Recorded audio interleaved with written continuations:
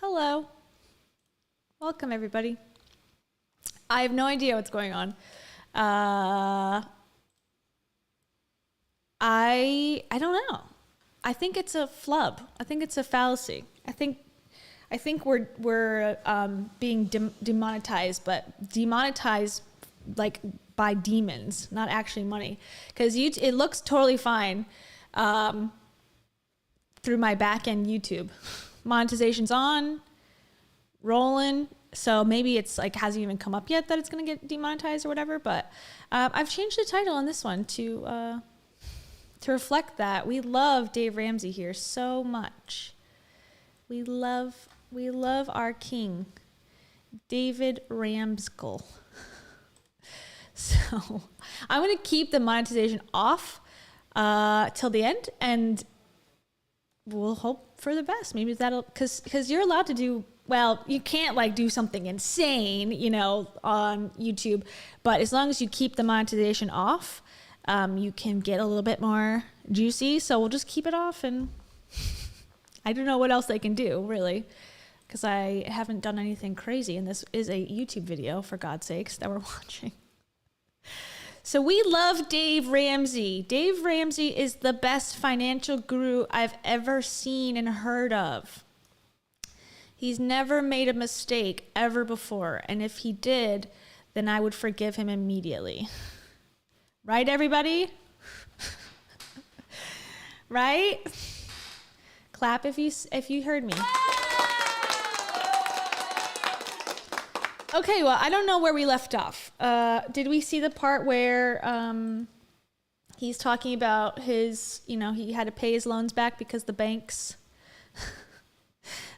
wanted their money back because they're like, hey, these loans are probably not given out correctly. And this is what we have to say to Dave Ramsey, everybody. Just one final time. I love you. We love Dave Ramsey. Yeah, to be honest, I think I love Dave Ramsey more than I love Dave Hollis. This is Dave Hollis pretending to be Dave Ramsey. I'm sorry that you don't have a job. Dave is bae. Dave is bae. I agree. Okay, we have a chat from the last time, so that's good. Banknotes. Okay, yeah. Dave Ramsey is the best, goodest, good girl you ever met in your life. So, you can't deny that. Okay, here we go. Another state and another city looked down and said, there's a kid 26 years old here owes us $1,200,000. This is ridiculous.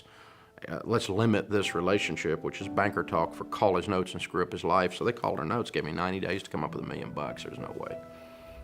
So just to recap, they gave him 90 days to give $1 million of his loans back to the bank because they did not like the terms of the loan. And I guess legally they're allowed to do that. And he's like, well, there's no way I can do that. And so he was in a financial oopsie doozy. Yeah. So that's where this story really begins. And he starts his lifelong crusade against bankruptcy. And well, he goes into bankruptcy, but he hates bankruptcy, even though it literally saved his life. And I see a chat coming in from Albanese, so I'm going to wait until I hit the play, because we don't want to miss this moment. Albanese, oh my gosh.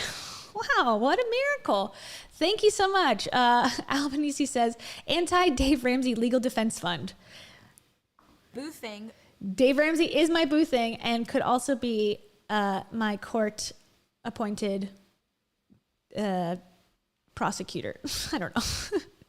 I mean, there's so many, not hate videos, but there's so many videos of people dissecting Dave Ramsey stuff. I'm shocked that this would happen. Maybe it's just a fluke. Like I said, I don't know. Maybe it's the Dave Hollis bots that he's installed and put on like a system to destroy the channel. I don't know. But anyways. So if you're just coming back, sorry for the craziness. We're back on track. Let me know if it goes insane again.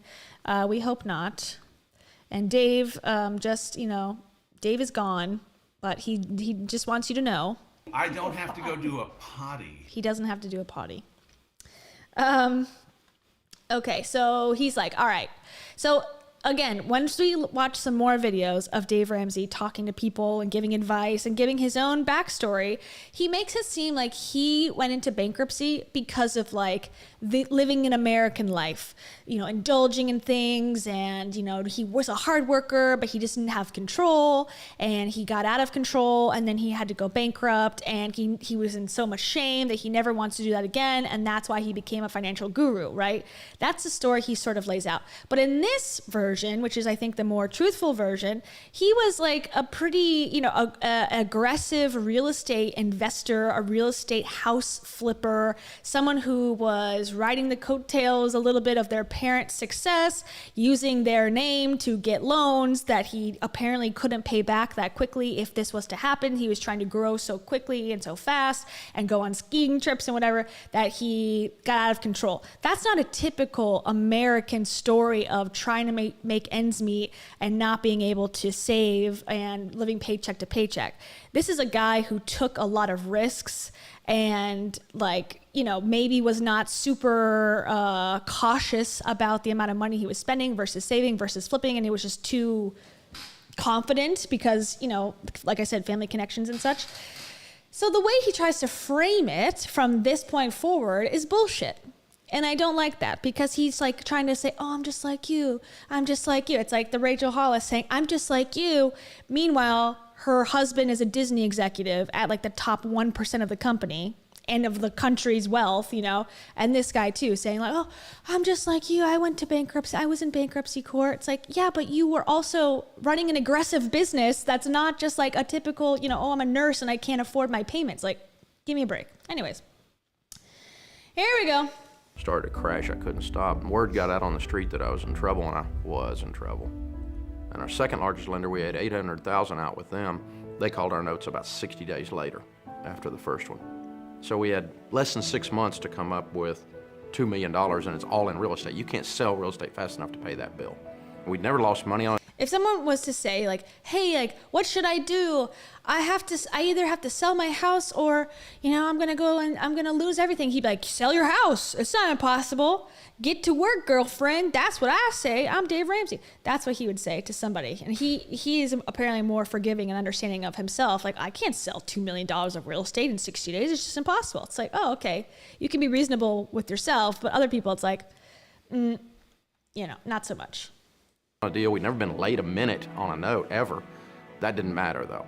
They just decided that they were going to limit their relationship. They were in freak-out mode in the economy that we were in right then.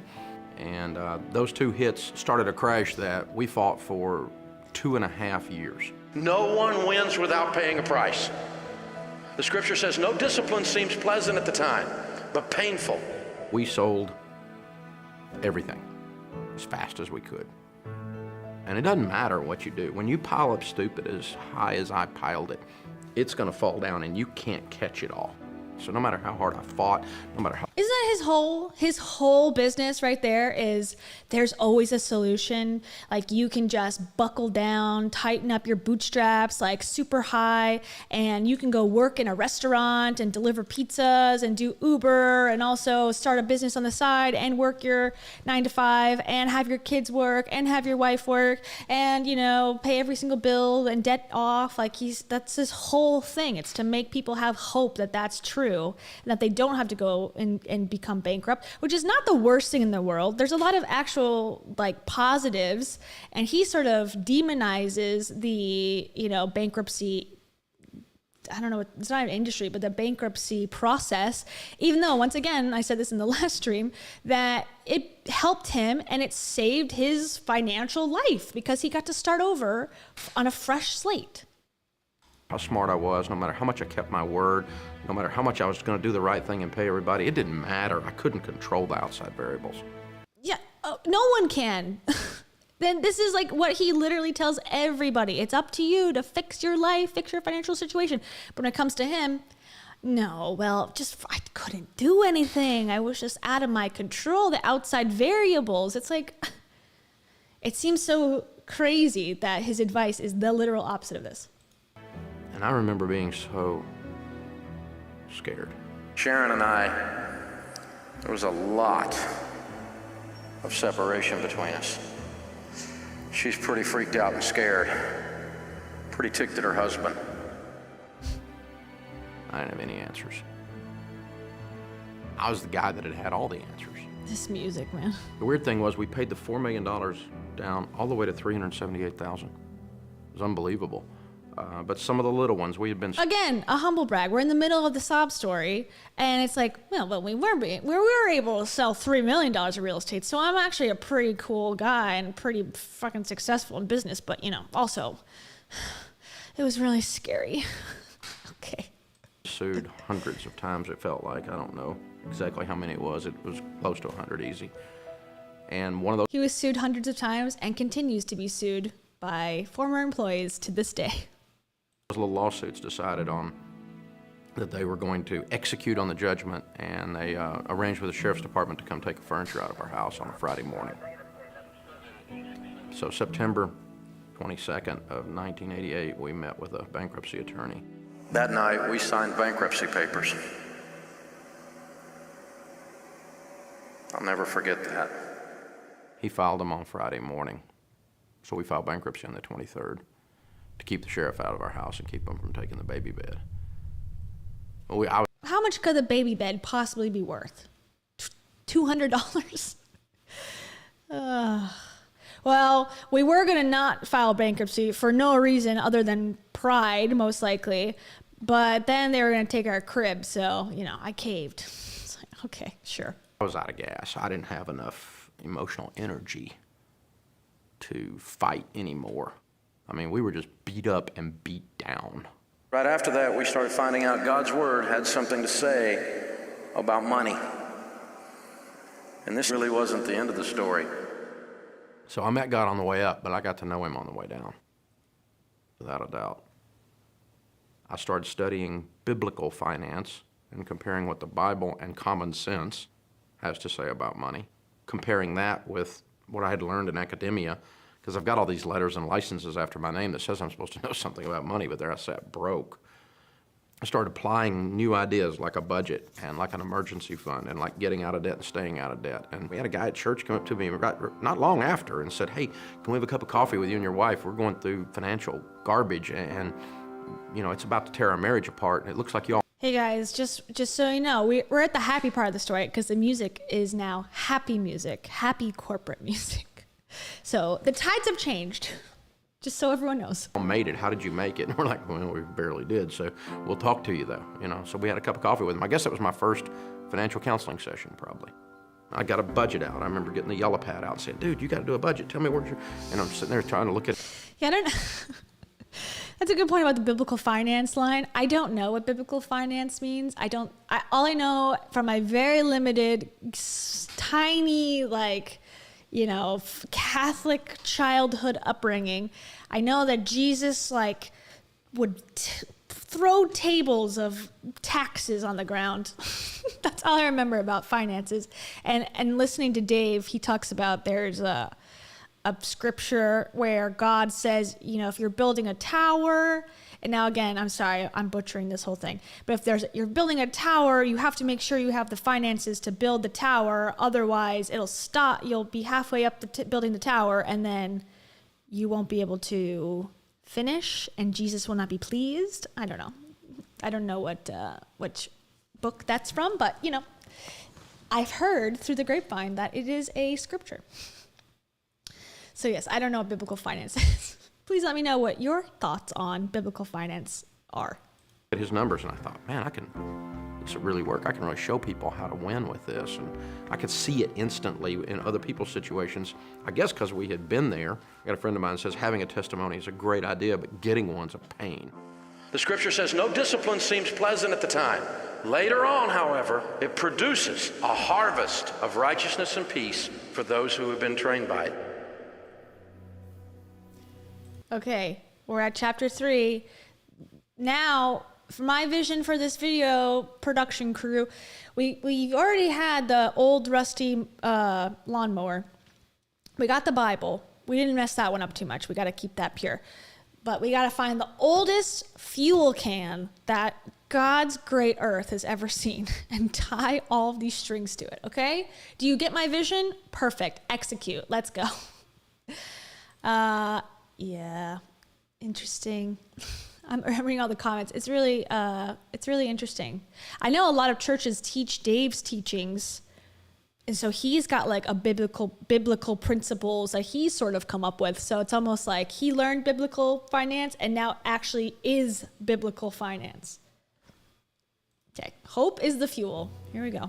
We've spent a lot of our time and effort in not only being educational, but being aspirational, to lift and to make people believe.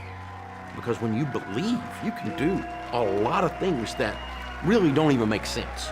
It's crazy what people can pull off when they believe they can, and it's crazy what they can't pull off when they don't believe they can. I've watched a lot of people file bankruptcy that were not bankrupt. They were just scared. I think a bankruptcy lawyer has a pretty good grasp on the law, I would imagine, and they kind of do know the thresholds in which you should be and probably would benefit from filing bankruptcy. It has nothing to do with your moral character or how hard you're willing to work. Like at a certain point, you're either chapter 7 or chapter 13, right? And it depends on how, like if you're not that bad, as he would say, then they would say, okay, do the payment plan, and it's a certain amount of years, and you pay back a lump sum of the debts, and the rest are forgiven after like 4 years or something. And then there's people that are even worse than that, or more in the hole, and they get their whole thing wiped out. So I don't think Dave is quite right there. The light at the end of the tunnel was an oncoming train for them. They didn't believe that there was anything out there that was real, that they could turn the corner. They were hopeless. And that broken spirit, there's almost nothing that can overcome it. But the fuel is the hope. When we did the class, we cut up the credit cards. I took them and ground them all up. I looked at this thing every day and shook my fist at it. You're going down. You are going down. I lost my job. Sorry. Dave And I'm Rams. so behind on everything. Pretty freaking scary, isn't it? Oh my gosh. You have no idea. Yeah, I do. I've been there. I think you're going to have 100% of it paid in less than a year. That's what I predict. Not having a future plan for our kids really was a big, big motivator to us to say, hey, we Is that Paul McCartney? can do it. Look at all these. Oh no. Doesn't that look like him? Doesn't that look like Paul McCartney looks now? That one? That Kids guy? really was a big, Come on, that's his cousin. big Brian McCartney. motivator to us to say, hey, we can do it. Look at all these people that are doing it. The thing that kept us going is the support group that the radio station really is and what you're doing. I'm glad we were able to help you. And if you need some more help, you call me anytime. That's what we're here for. It doesn't make sense in our story that we were able to pay down from $3 million in debt all the way to $378,000 in debt in 2.5 years. And I was 26 years old. That doesn't even make sense. It's not logical. And we still didn't make it. But the fact that we got that far into it was because we really believed we were going to make it. So what's the point? If you're not going to make it anyways, why put yourself through 2.5 years of like kicking your own ass? For what? You might as well just accept it. Oh no. Again? Okay, I'm going to hold on the stream.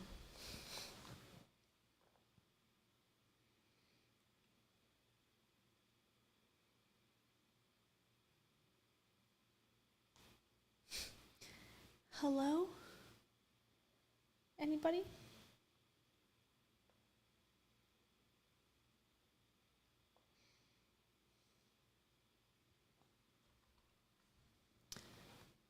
I don't get it.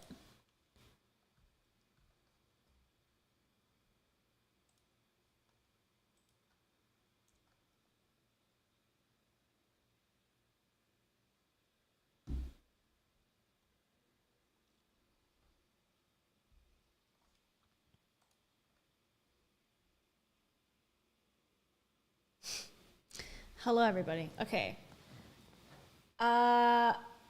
If you're watching the YouTube video or watching the YouTube live, it just got cut off again. I'm seeing all the comments come through. See? but I am not able to apparently be seen on YouTube. And the weird thing is, on my back end of YouTube, it looks totally fine. Like there's nothing wrong at all with the stream. The stream is running. It's good. Internet's working. Doesn't say I'm blacked. Doesn't say I'm blocked. Doesn't say I'm banned. Just says like nothing. And even the second time, the first time, if you're just joining, the first time I monetized it so that it would automatically start ads once it was on replay. And then the second video, I stopped. And I didn't even monetize it. So I'm just going to wait for a second. And I even titled this as Dave Ramsey is the best. So like, what can I do? And it's not against the law. It's not against their rules. I guess I could change the thumbnail, I guess. Jeez. But like, I don't get it. I don't understand what's going on. I'm sorry. I'm like talking to myself too. I just wanted to let everyone know I'm like not dying or something. It's not my fault. It's not my fault, guys. It's not my fault that this is happening to me.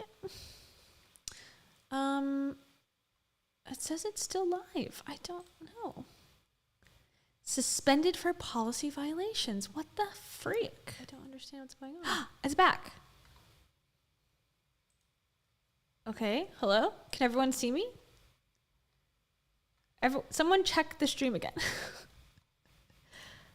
Okay, I'm back. All right. I don't know why. Maybe they got a note, like a denial thing. And okay, bye. Okay, bye. See you on YouTube. See you. Bye. Oh my God, that is like the most unhinged Instagram live I've ever. I'd never go live on Instagram, so people are gonna be like, "What the?" There's no context at all. Yay, yay, yay. Okay, maybe they like tried to do it and they had to review it for a second and they decided like we're good to go. So let's just hope that that's what happened. And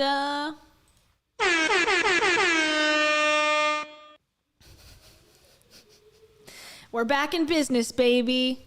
We're back in business. I will slowly buy you a boat. Thank you for supporting me in this time of need and crisis. What is this one? I have to go do a potty. Oh, yeah. Dave Ramsey gonna win this war on YouTube? No. Well, There's a first for everything. and this one's just totally off topic, but here we go. You are gonna marry Dave Hollis. So that's sort of Dave related. Okay, guys, sit back, relax, and get ready because They're gonna be dropping some really powerful, amazing, life-changing shiz. oh, Dave. Okay, we are going to lift each other's spirits. We're going to make trillions of dollars on this stream if it's the last thing I do, because nothing's impossible. Dave Ramsey told me, just believe. And here we go. Yes. And, okay, so when we last met 5 minutes ago in our crisis moment, I was lamenting about how Dave is making a big deal about like, wait, what was he making a big deal about? He was saying that, that he had miraculously made all this money. It didn't matter because, he ended up going bankrupt anyways. But, like, he still did it, and that's impossible. It's like, yeah, but that doesn't really matter. And that's exactly the point of bankruptcy. Like, you could work your ass off, work really, really hard, and still be in debt, paying off interest, not being able to pay back things on time. So that's why it exists in our society for that very reason. Thank you, Jour565. Thank you so much. And Jour's, laptop computer with work on the screen. Hell yeah, we're gonna work. We're gonna work. No one wants to work these days, says my favorite person who's never worked before, Kim Kardashian. Anyways, okay, so we're back. We're bold. We're beautiful. We'll see how this goes. I think we should be fine. So this one has been approved, I guess, by YouTube. So hopefully they can just continue to keep it open. But thank you for warning me and telling me. All right, back to Davy. And when it ended was when we didn't believe anymore. So that sense of hopelessness, I got a barometer, I've got a meter, I can smell that on people, I can feel it on a call that's coming in, when I'm sitting in a book line, I can look up and see it in somebody's eyes. And I'll just stop a second and talk to them and pray with them and give them a couple of little pointers or hook them up with one of our counselors, because they came in there, they weren't looking for a book. They were looking to believe again. Our mission statement at the Lampo Group says, the Lampo Group provides biblically based common sense education and empowerment, which provides hope to everyone in all walks of life. That has been our guide. It's not a brochure filler. It is who we are. It is our mission. Hope is our mission. Thank you, Amelia Bolsas. Thank you so much. And she sends out a video game controller looking forlorn in between the words, try again. Well, we are trying again, and we are doing it. We are succeeding, and we are... I'm super freaking privileged. Well, I am super freaking privileged. And also... You are privileged AF. Dave. Thank you, Amelia. I appreciate that. Okay, so people aren't looking for a book. They're looking for hope. That's what that says. We realized really quickly that people whose numbers would work, they couldn't turn it around because they didn't believe they could turn it around. People's numbers weren't working. Again? No.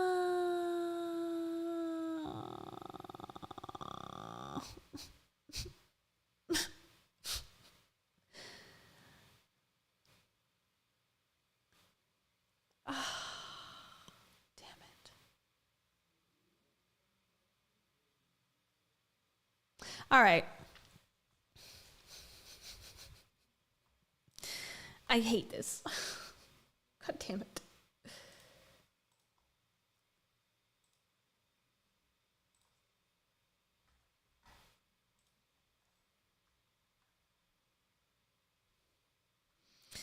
If you are out there, if you just believe in David Ramsey. I'm gonna start playing my song, my music.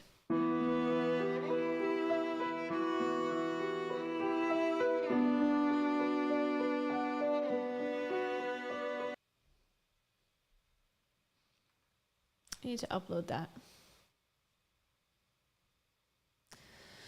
I need to upload that to the server. I'm gonna add it to the stream. I'm by myself.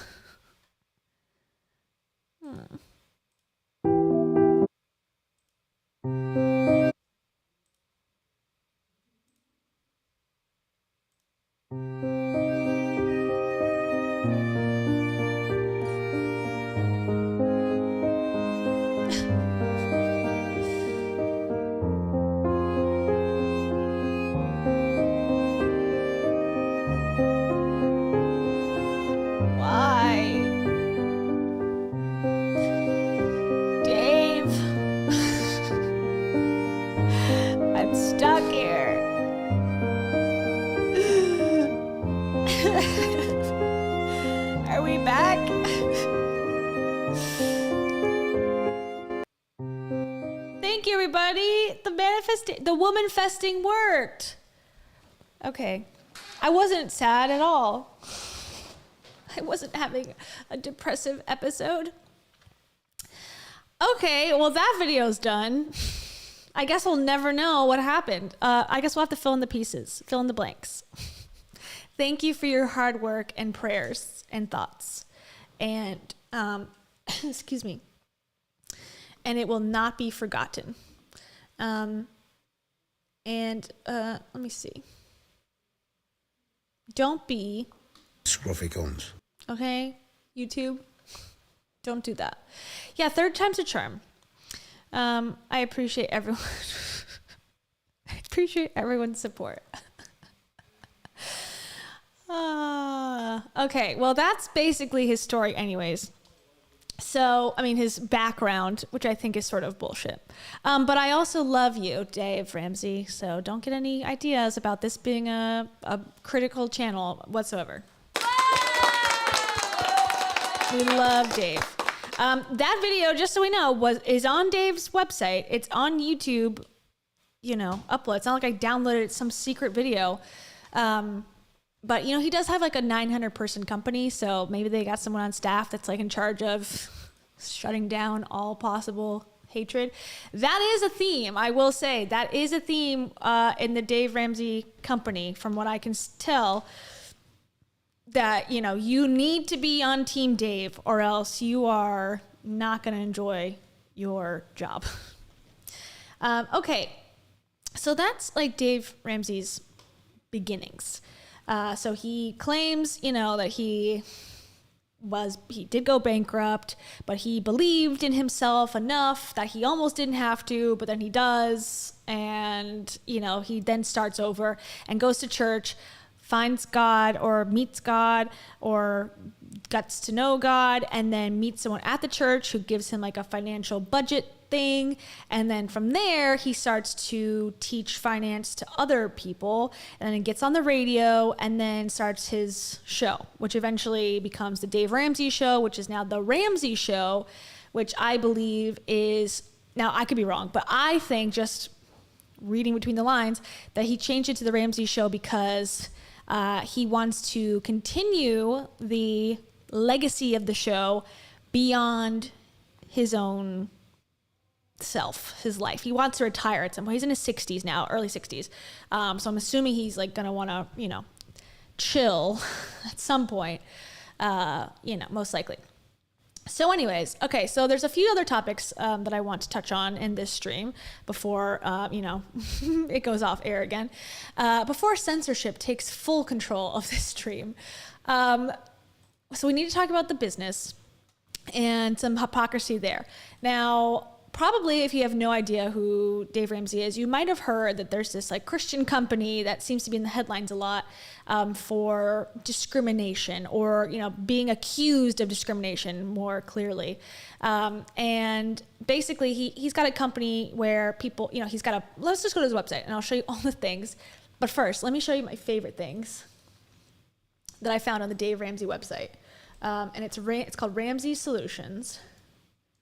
And it has lots of helpful tips and tricks and baby steps and doobly dops and bloobity blops. That's safe, right? I can say that. That should not get me in trouble. Here we go. And guys, the sale ends soon, so get your Dave Ramsey supplies. I 100% approve and have nothing to say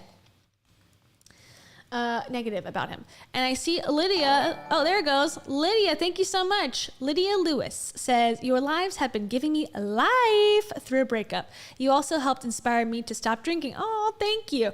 Thank you. That's awesome. Congratulations. That is a huge accomplishment. Very hard to do. I am still in the throes of trying to successfully navigate not drinking, and it's tough. So good for you. That's awesome that you're doing that. And for that, it's giving me life. Lydia is giving me a life right back. So I appreciate that. And remember, I am all about getting a free ride.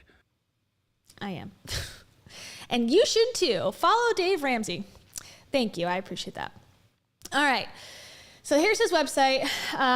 You can invest in yourself this year, which Dave thinks is stupid. And we'll talk, hopefully we can show that video. But Dave really does think it's stupid to invest in yourself, as long as it's, if it's in a college education and you're taking a loan to do it, you're stupid. And I had done so at like 7 o'clock my time, right before the stream. I decided to take a walk down to the gas station, play some Pokemon Go, get a little snack. Get a little snack buddies from Chex Mix, and I listened to that on the way. So that's when he said that you're stupid if you take a student loan to get a college education because you're stupid. So that was nice. So that's funny that he says invest in yourself.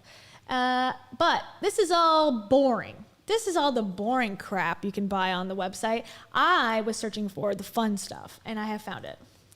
You, my friend, I wonder if I had a song. Do I have a song that's not bad? Let's see. But also, No, that's not a song. Okay, let's see.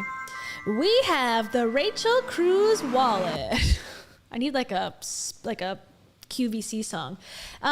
Rachel Cruz, who the heck is this? Well, this is Dave Ramsey's daughter, everybody, and we're going to talk about that in just a quick second.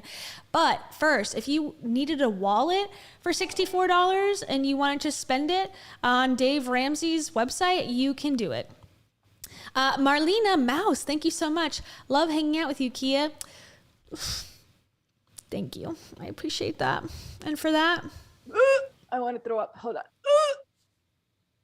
I'm just kidding. I don't want to throw up, but I do appreciate that. But just to clear anything up, this is for you, Marlena.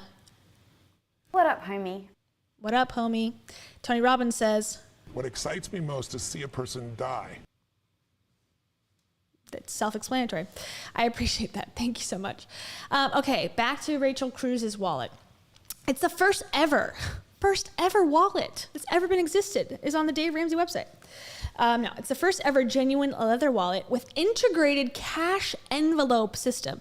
So if you're so stupid, as Dave might say, that you can't stop spending money, you can get the RC special wallet with things and pockets and such that have an envelope size area in which you can keep your envelopes in. It's a one-of-a-kind system, never been done before, ever.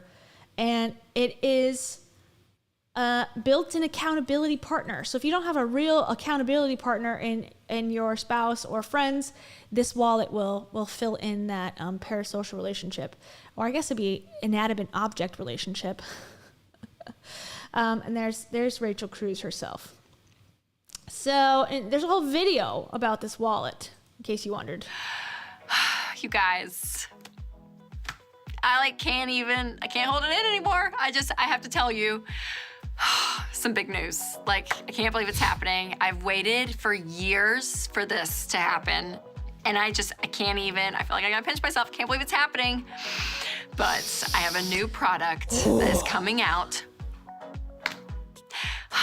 Are you ready? Are you ready? Well, my team and I, we have created a new and improved Rachel Cruz wallet. Yes! Bigger, it's better than ever. I want to cry. I'm so stinking excited about this.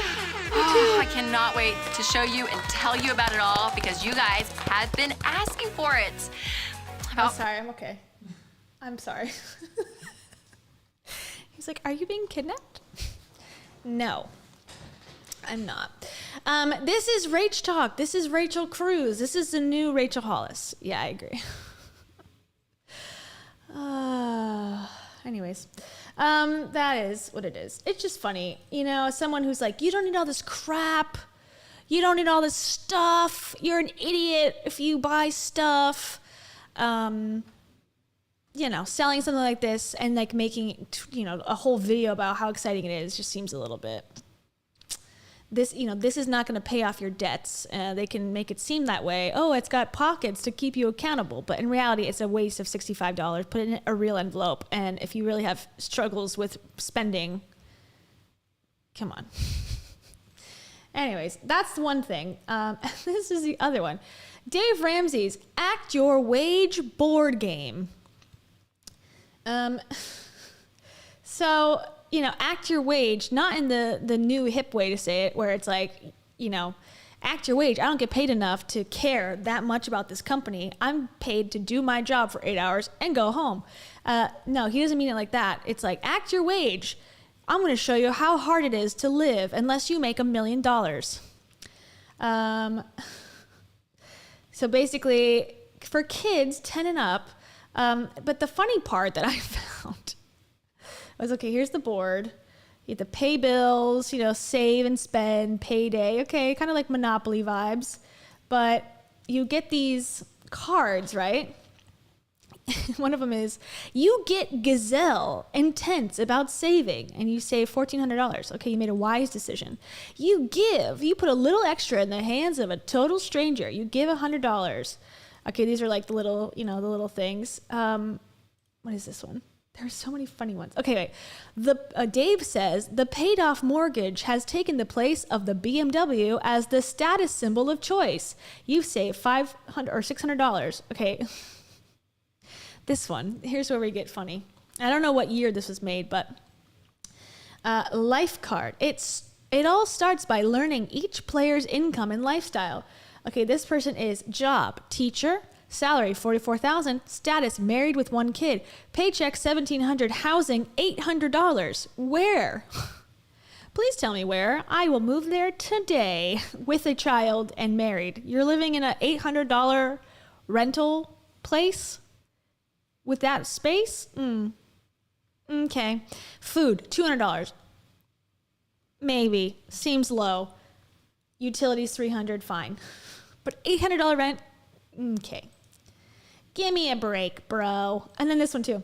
Debt. Car loan, $11,000. I can't even find a car for $11,000 anymore. I looked for a used car, and they had some that were like, not operating. 8,000, 9,000, 10,000. That was the range that was like, yeah, it has 400,000 miles on it. I don't know where these cars are coming from or where these people find these cheap cars, but I've been looking for a while now, and I have not been able to find one that's like not $20,000 by the end with taxes and plate and all that. So, Add a Touch board game you can also purchase for $27.99. It's a great price. Once it was $1 more. Or I guess $2 more technically. So those are my favorite things. Okay, so now I think we need to talk about. Let's watch some videos of Dave. I hate to test the waters again, but I think it's important that we listen to some of his ranting, because this is his brand. We also need to talk about his okay. Here's a couple things. A couple things that I want to talk about. Hopefully we get to them today. If we don't, I'll figure out, maybe I'll do some recorded videos and hope for the best. His kids, he's very against college educations if you can't afford it, which I think is unfair and kind of silly because it doesn't provide any sort of alternative path. Like, how are we supposed to get these incomes to be higher when we can't go to college? And at 18, we're supposed to start these multi-million-dollar businesses. I don't find that to be fair or possible, really. If your family's not in a position to put any money for you to go to college, I don't think that all of a sudden you can start your business and be, successful. But at the same time, his kids got their college paid for by him and his wife. And they, he's like, oh, my kids are so smart and they need to be out of the house. And he's a very big proponent of your kids need to move out of the house, when they're 18. And if they're not, they need to make a plan to get out of the house. That's a very big thing for him. But literally all of his kids, all 3 of them, work for daddy, work at Dave Ramsey company, and will talk about all his kids being so great and adult and independent and so smart, and literally they all work for him. So how much truly are the kids that are now adults independently successful? He's like, oh, my son's an entrepreneur. He's so good at being an entrepreneur. But he's working at your company, so he's sort of and he's like, oh, nepotism doesn't exist. He also says that. So it's okay. All 3 of your children work at your company. Anyways, that's one part.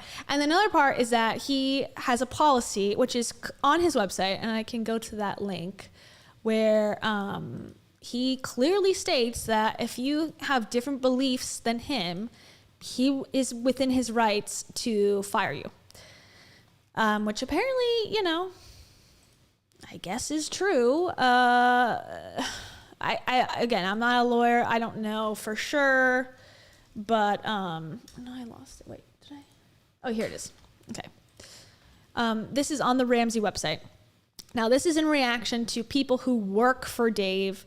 So he's got a company. Apparently, he's got employees, 900-ish employees. So, pretty big company, mid-sized company, I would say. And this is in response to this video, which we'll watch first. Okay. Fired Ramsey employee breaks her silence to News 4.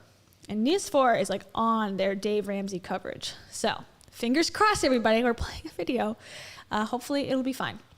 All right, here we go. This is going to explain everything, and then we're going to read Dave's response.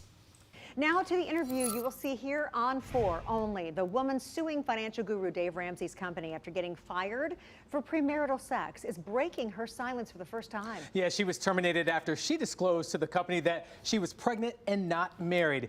And she granted that interview to our chief investigative reporter, Jeremy Finley. And Jeremy, this story has really caused a lot of reaction with Dave Ramsey fans as well as his critics. That's absolutely true, because not only is he widely known for his tough talk on finances, but also for insisting that employees follow his biblical principles. Well, tonight, the woman who's suing, saying his company violated federal law, says there's so much Dave Ramsey listeners don't know. I obviously asked for an interview and you said no. What changed your mind? The last news story that you reported on hit me in a way that it hadn't hit me before. That story featured audio of Dave Ramsey speaking to staff, mocking employees who engage in premarital sex. I don't agree with the righteous living core value. Well, why did you come, stupid? He's gonna go on stage in front of 900 of my team members and call me stupid.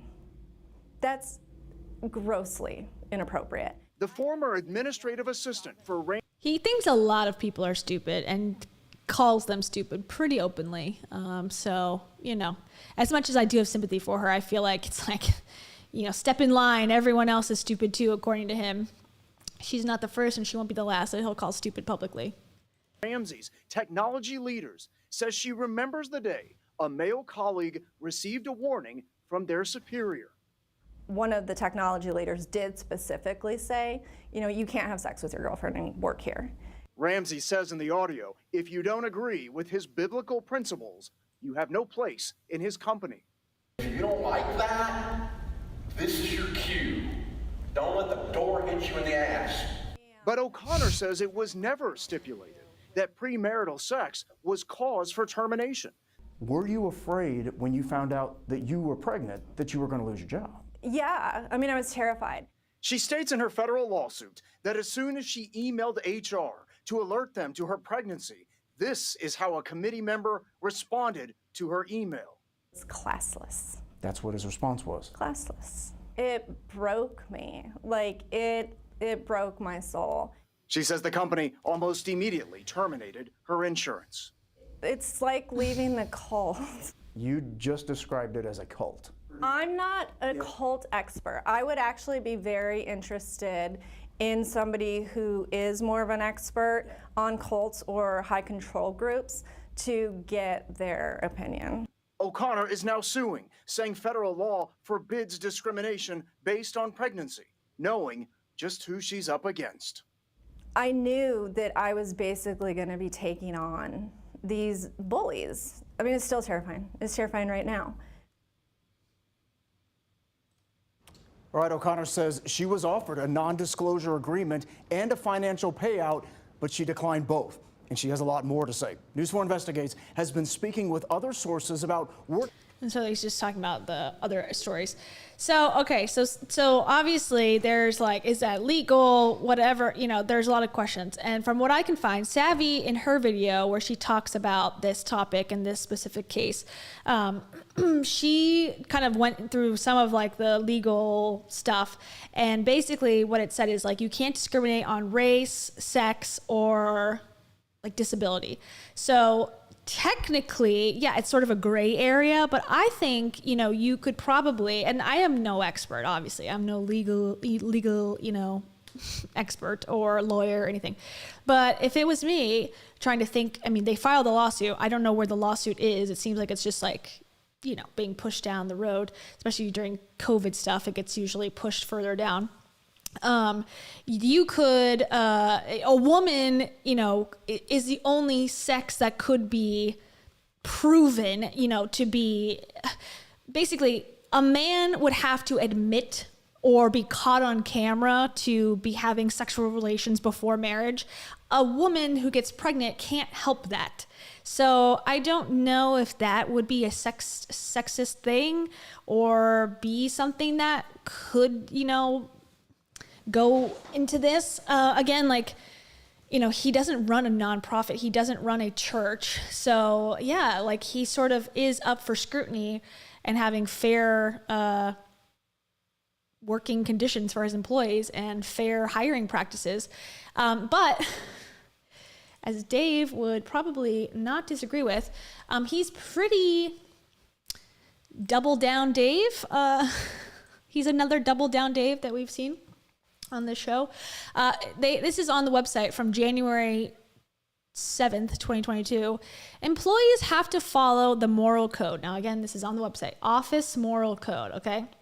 And then someone says, Trent on Twitter wants to know if he's legally allowed to fire an employee for having an extramarital affair outside of the office. Okay, so that's not the same thing, but sort of the same idea of, I don't agree with your moral character. Can I fire you? And Dave says yes. Okay, the answer, sure, absolutely. We have a moral code of conduct at our office. I fire people if they have extramarital affairs. The hilarious thing is I put that on Twitter and people go, won't you get sued for that? No, you're allowed to discriminate against infidelity. Is that true? I've got a right to tell my employees whatever I want to tell them. They freaking work for me. My God. I think if Rachel Hollis had not been canceled when she did, this is something that she would start doing. Okay, I'm sorry. Okay, anyways. This is an employment at will state, which means if I decide I don't like people with green eyes, I don't have to hire you. I don't have to keep you anymore. Keep you anymore. It seems a little past the line of comfortable. There are no eye color discrimination laws. Sorry. Now, I would never do that. I'm not that arbitrary and I'm not that mean or unkind. But listen, if your spouse can't trust you, what makes you think I can trust you? I'm forgiving. I forgive the person. You can forgive a dog that bites you, but don't stick your hand out again, stupid. Jesus. Oh, okay, sorry. You're going to get bit again. There's a difference between forgiveness and reconciliation. Some of my brothers and sisters in Christ aren't theologically deep enough to grasp that. Let me help you with that. There's a difference between forgiveness and reconciliation. Every time, and there's only a handful of times in 20 years, I've had to let someone go because they couldn't seem to remember where their own bedroom was. I've done that. We've remained friends with the person. Personally, I'm good. I forgave them. I'm good with that. But they're not going to work here because I have to be able to trust people who work here. They could hypothetically regain my trust over time, but there's so many other places they can work and so many other people I can hire. So why go through that? This is not a church and not a cult. Okay.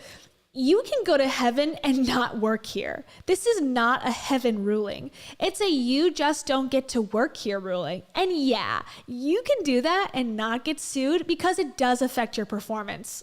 How? Sexual performance? What? How? Whether I can trust you or not is an element of whether you get to work here. It's kind of like stealing.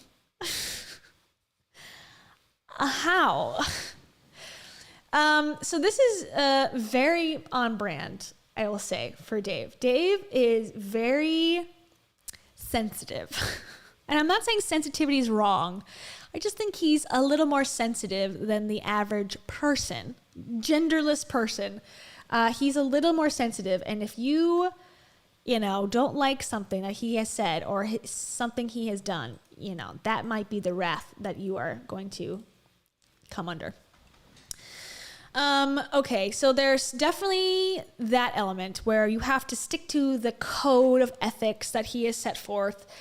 He's already said he's been sued hundreds of times for loan stuff. He's being sued for other things. There's a second element. This is another news story by News 4.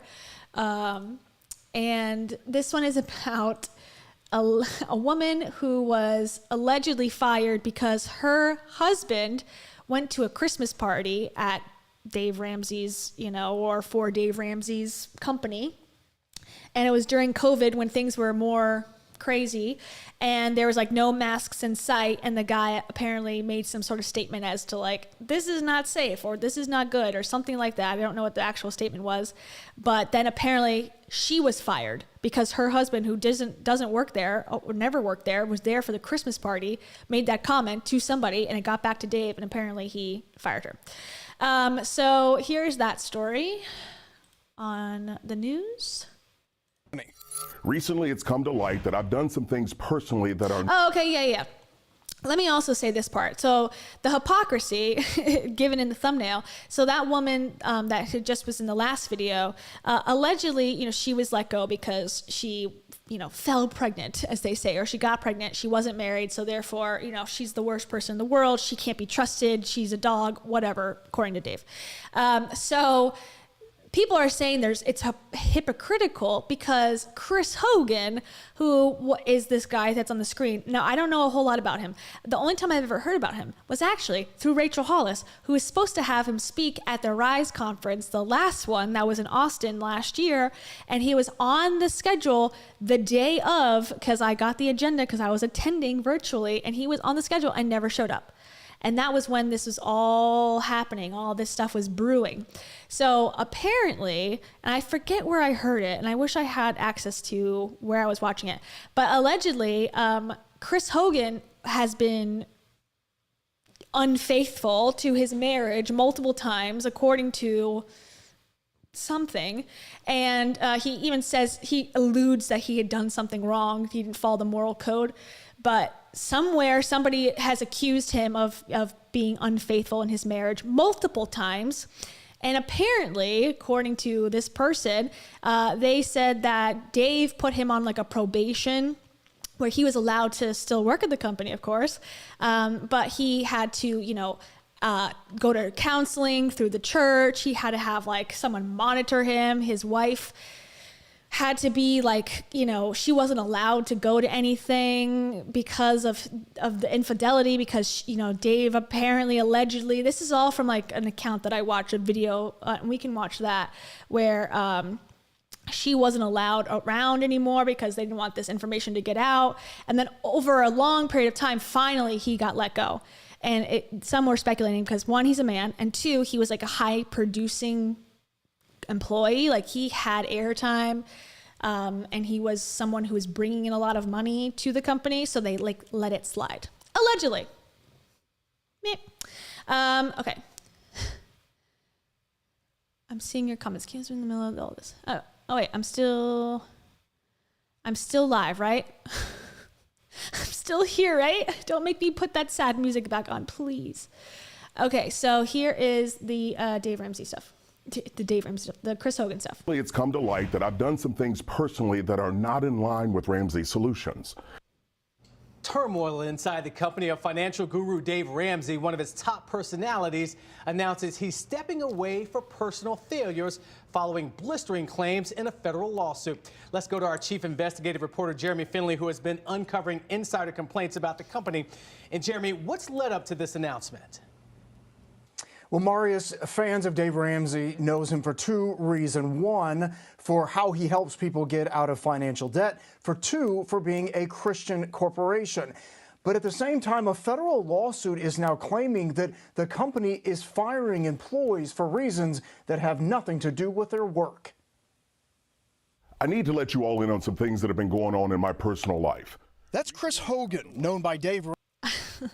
I just gotta say, this video is privated now, this like original video where Chris Hogan's like apologizing in the most insincere way I've ever seen anyone apologize for misgivings in their situation. And he needs to tell you that he has made mistakes. It's like so hard to watch because it's so forced. You could tell he does a lot of television where he delivers lines very securely. So yeah, anyways, he does have a nice voice though. It's very crispy. Ramsey fans as one of the company's top personalities, America's leading voice on retirement. But today, he's no longer with the company. Recently, it's come to light that I've done some things personally that are not in line with Ramsey Solutions. And as a result, I'm no longer a team member at Ramsey. While Hogan doesn't elaborate what he did, just 2 days ago, a former Ramsey employee requested Hogan's personnel records as part of her federal lawsuit. She's suing, saying Ramsey violated FMLA when she was fired for becoming pregnant out of wedlock. The lawsuit claims Ramsey also disciplined 8 employees for having premarital sex. News 4 Investigates has repeatedly asked Dave Ramsey for an interview, but the company's only reaction so far was to block me on Twitter. That came after News 4 Investigates So petty. reported that this... So petty. Petty behavior. You blocked the reporter on Twitter. Hey, can I have a comment? Blocked. I don't comment back on news stories that are true. Former employee says she was fired when her husband criticized the company's Christmas party, which featured huge crowds and few masks. That employee alleges the company punishes people for reasons not related to job performance. I think that in some situations they do cross a line that an employer shouldn't cross. The drama surrounding Hogan addressed as painful personal events by his ex-wife in a blog post on her website last month. Oh yeah, okay. We'll have to look at this. Also writing, I speak publicly at great risk that Ramsey Solutions could very well take steps to terminate my ex-husband and thus profoundly impact the financial well-being of my family and my medically fragile son's health insurance, which is maintained through Ramsey Solutions and which he desperately needs. In a motion filed last month in this federal lawsuit, Ramsey's attorneys wrote that Ramsey is a promoter of, quote, biblically based educational resources that prohibits employees from engaging in premarital sex. The woman suing was terminated for violating. Okay. So I think basically that seems to be like the reason why this came out, because the lawsuit about the pregnancy sparked the hypocrisy of, look at this guy participating in premarital sex. That's what you're saying that I was fired for. But in reality, it seems like you're firing me because I'm pregnant. Why don't I get a probation period where I can like learn from my mistakes and like repent my sins or whatever? So let's go to her blog. So that was interesting. I forgot about that part. We love a blogging queen in 2022. Okay, Melissa Hogan. Melissa Hogan blog. Okay. But yeah, isn't that hypocritical? Oh. Melissa, we need you. Okay, her statement. Melissa, spread the tea. Spill it, girl. Let me zoom in because I am blind. Okay. Today, Religion News Service released an article, quote, is Dave Ramsey's empire the best place to work in America? Say no and you're out. That included comments from a statement I submitted to them in response to their request for comment. Below is my entire statement. I'm incredibly grateful for the support of dear friends and family as I walked through these difficult events prior and since. Okay, so she's not doing... Let's just read it. To respect the privacy of my children and my extended family, at this time, I will not comment on the painful personal events surrounding my 21-year marriage to Chris Hogan, a personality employed by Ramsey Solutions, or our 2019 divorce. I will, however, comment on my personal interactions with Ramsey Solutions and also correct untruths that were communicated by its leadership. Okay. Oh, it's long. It's not that long. Okay, I can read it. All right. In 2005, I won a silent auction item for my then husband, Chris Hogan, to sit in on Dave Ramsey's radio show. Oh, damn. Wow. That's how it started? How interesting. Okay. Okay. I was not familiar with Dave Ramsey at the time, but because my husband and I each had radio shows in college, I thought it would be a fun gift. As a result of that introduction, my understanding was that my husband was invited to apply for a job there. As part of the interview process together, we prepared a business plan for a new division focused on wealth management. I was also requested to and did attend at least one dinner and spousal interview. Oh yeah, that's another thing. So if you are wanting a job at Dave Ramsey's company, apparently you have to be married if you want to have sex. Obviously, like, duh. Every job has that clause, right? No, not really. But you have to, agree that if you are, not married, you're not going to bang anybody. And if you are going to bang somebody, they must be legally tied to you, and they apparently are going to be interviewed as well. I was prepared to submit our personal family budget, my understanding being that it was required as part of the hiring process. That's crazy. I'm sorry. That's so crazy.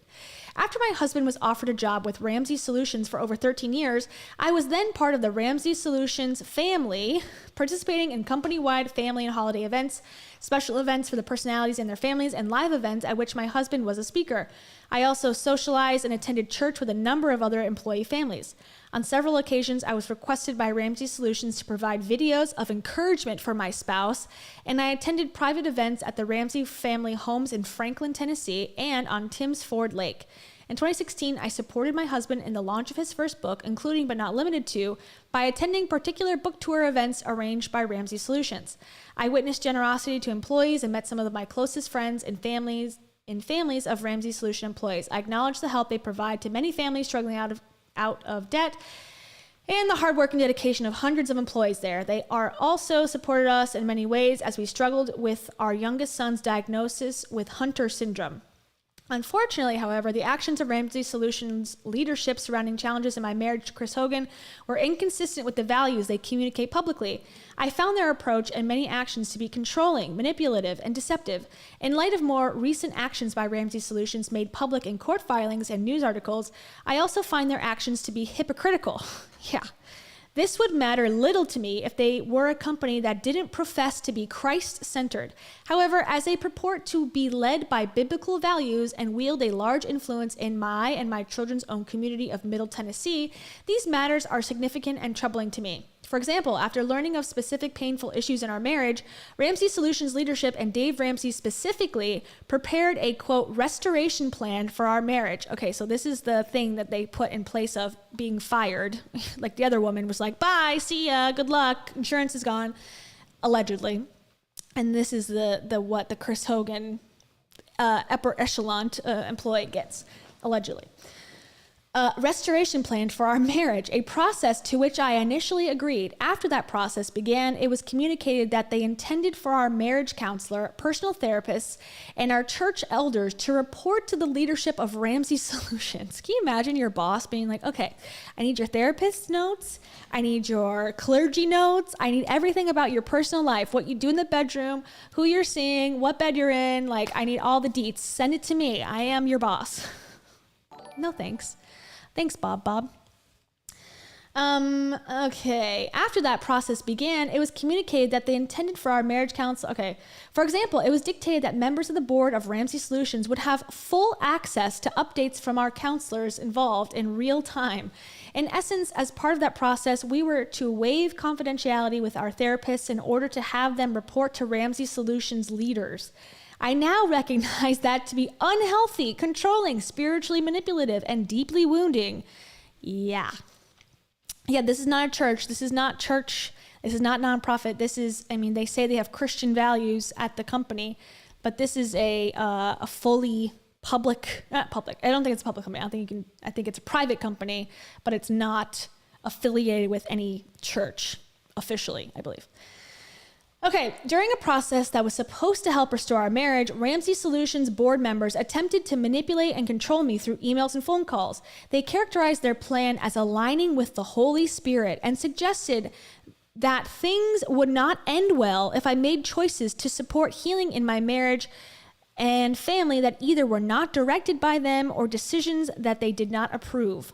One board member stated on a phone call, quote, "We have to have oversight over the steps we were taking."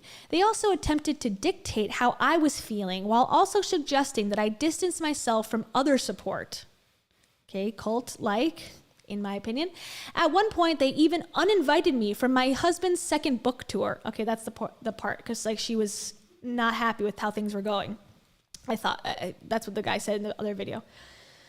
Finally, they focus on my husband's role at Ramsey Solutions as a, quote, calling on his life in a ministry and a mission, not a normal employer-employee situation.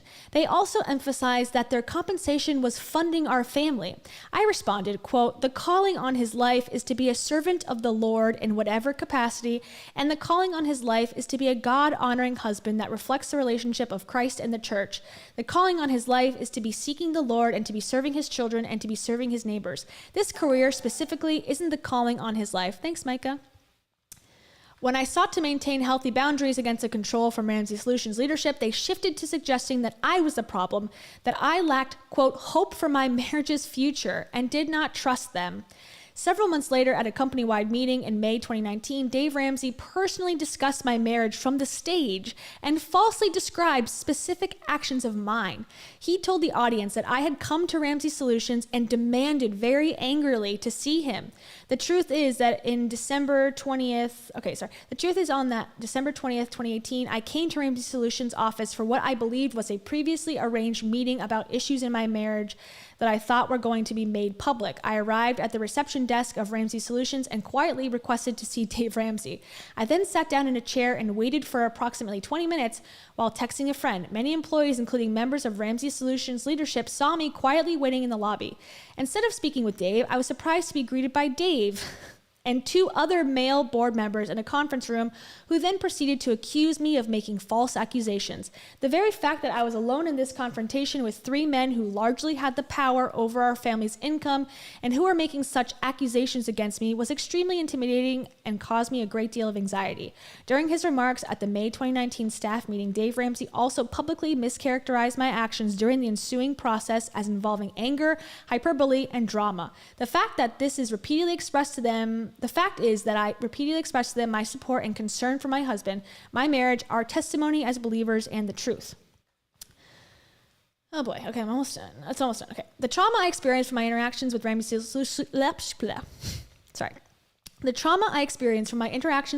Solutions leadership was significant given their public image and their conflicting and controlling communications with me. Reported experiences from other former employees and spouses of Ramsey Solutions suggest to me that how they treated me was not a unique or isolated occurrence. Yeah, probably not.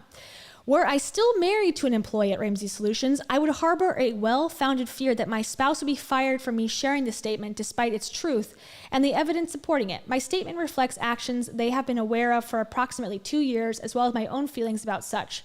I speak publicly at great risk that Ramsey Solutions could very well take steps to terminate my ex-husband and thus profoundly impact the financial well-being of my family and my medically fragile son's health insurance, which is maintained through Ramsey Solutions and which he desperately needs. Well, he was let go at some point. However, I am compelled by faith in Jesus Christ to speak the truth and not fear the actions of men. I want God to be glorified in this, which is the same statement I made to Dave Ramsey in December 2018 when he directly asked me if I wanted my husband to be fired or his book tour canceled. God's glory is still my intention in this statement. God has rescued, comforted, and sustained me throughout this process.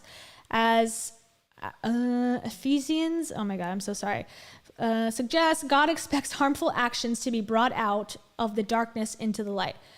Okay, she was under a gag order much of 2019, publicly reported actions that are inconsistent with Ramsey Solutions, took my situation. At that time, I was allowed to reflect, pray, and seek the Lord's guidance. Okay, so she doesn't mean any malice and whatever. Okay, wowzers, that's crazy. But sort of, like she said, on brand, it seems, based on the other people's accusations. Now, of course, everyone is innocent until proven guilty, until the court decides what is true and what is not.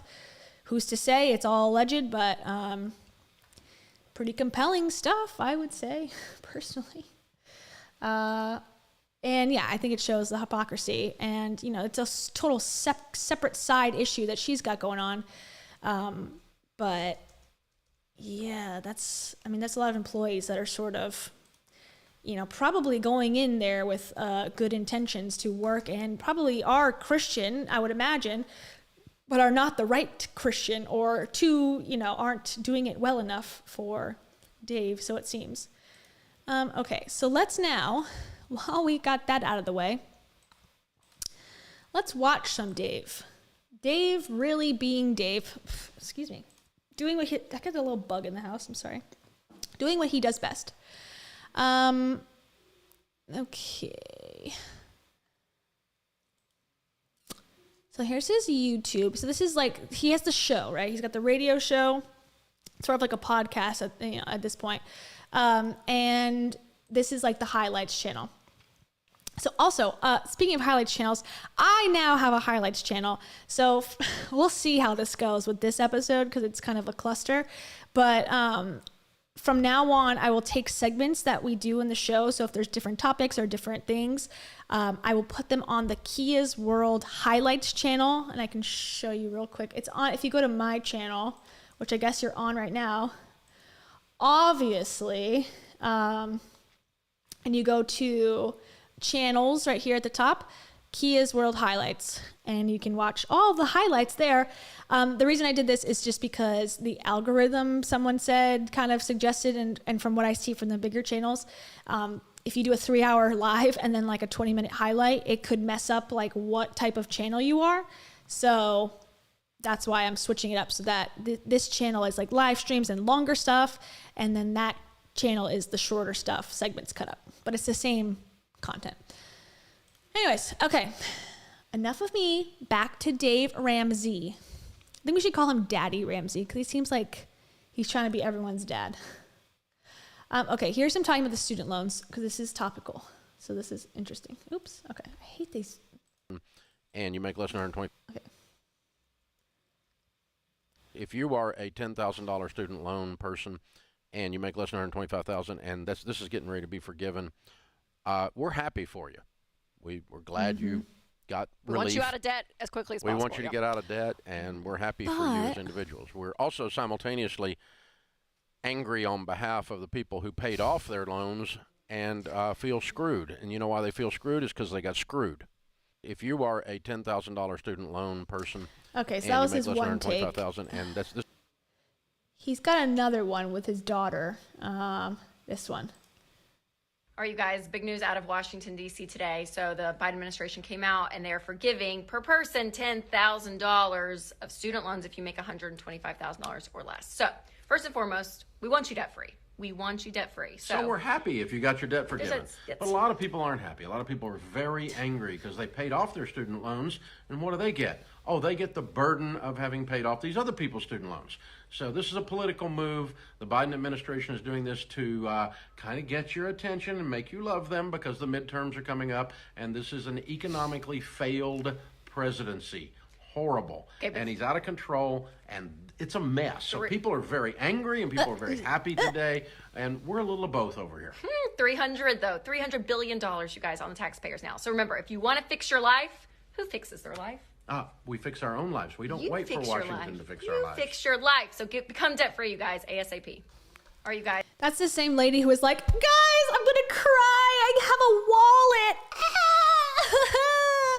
And she works for Daddy Ramsey. And you know who else works for Daddy Ramsey? His other 2 children. So tell me again how I'm supposed to care about this, about your opinions. Sorry, babes. Don't work for your dad's company and I will take you more seriously. I'm sorry. That's mean. I don't like your dad though. Sorry. Anyways, okay. So I want to find, let me find it before I start scrolling. There's a couple that I really like. One of them, it's both him ranting, and I think that they build it into the show. Like the way that he sort of, gets into this like almost like he's a pastor preacher, like I'm just so emotional, but it's like part of it. Like I don't know how it works. I don't go to church, but I think from what I understand, a lot of the people who go up and speak, it's not just off the cuff. They have practice. They have a certain way of talking, and a lot of that is getting emotional and getting into the heat of it. And I feel like that's what Dave does in a lot of these. He's like, planning in advance. Like, okay, from minute 30 to minute 45, I'm gonna get into an emotionally heated rant, and then we'll take a couple calls. That's how I think Let's see. Okay, some of these, this one's my absolute favorite. And I think because I think there's going to be a lot of good sound bites for the soundboard, personally. And let's hope everybody, once again, fingers crossed, this survives. The algorithm, YouTube does not take this down because we love Daddy Ramsey. We love you. I love you. Dave loves you. Here we go. Fingers crossed. Look, here's the deal. Here's the deal. Your number one wealth building tool is your income. All of the millionaires that we interview, unless they inherited the money, which is very, very few of them, less than 10% of them inherited the money, did it by saving and investing their income. They did not give their income to Sally Mae. They did not give their income to Best Buy. They don't get screwed around and give their income to Lexus and Toyota and Ford and General Motors and American Distress and MasterCard. Who named that anyway? It's a mathematical thing. When you give your income to someone else, you don't have it anymore. What? Is this hard? Is this hard? That's a good one. Okay, but like if you're 18 and you're getting out of high school, which you're legally required to be at, what income are we going to have? Like, you can't get much. You have to go to some sort of schooling, or you're going to end up in a career that, like, you either have to be an entrepreneur and take all these financial risks and take money and get capital and take out credit cards and take out loans, which he's against also. So basically this solution is only for people like rich kids. So if your family's rich or at least has enough money to send you to school, or you're 18 and you don't have to like somehow survive on your own, this advice may work for you. But otherwise, it's not going to. Because he's saying, like, don't give to Sally Mae. Like, okay, don't buy a house if you don't have the money. But, like, don't go to college if you don't have the money. It's like, but then how do I move forward? I need the rolling ball of, collection of, I need a career. Anyways, it gets better. It's hard, isn't it? And when you give your income away, you have given up your economic future. All for crap.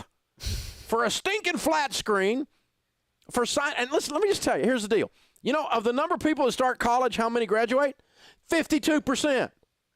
That's an investment in my future. Said the other 48% that are sitting at home with no freaking degree, but by God, they got the student loan debt. And you know how you get rid of Sally Mae? You either pay her off in full or you die. That's the only way that woman goes away. It's not bankruptable.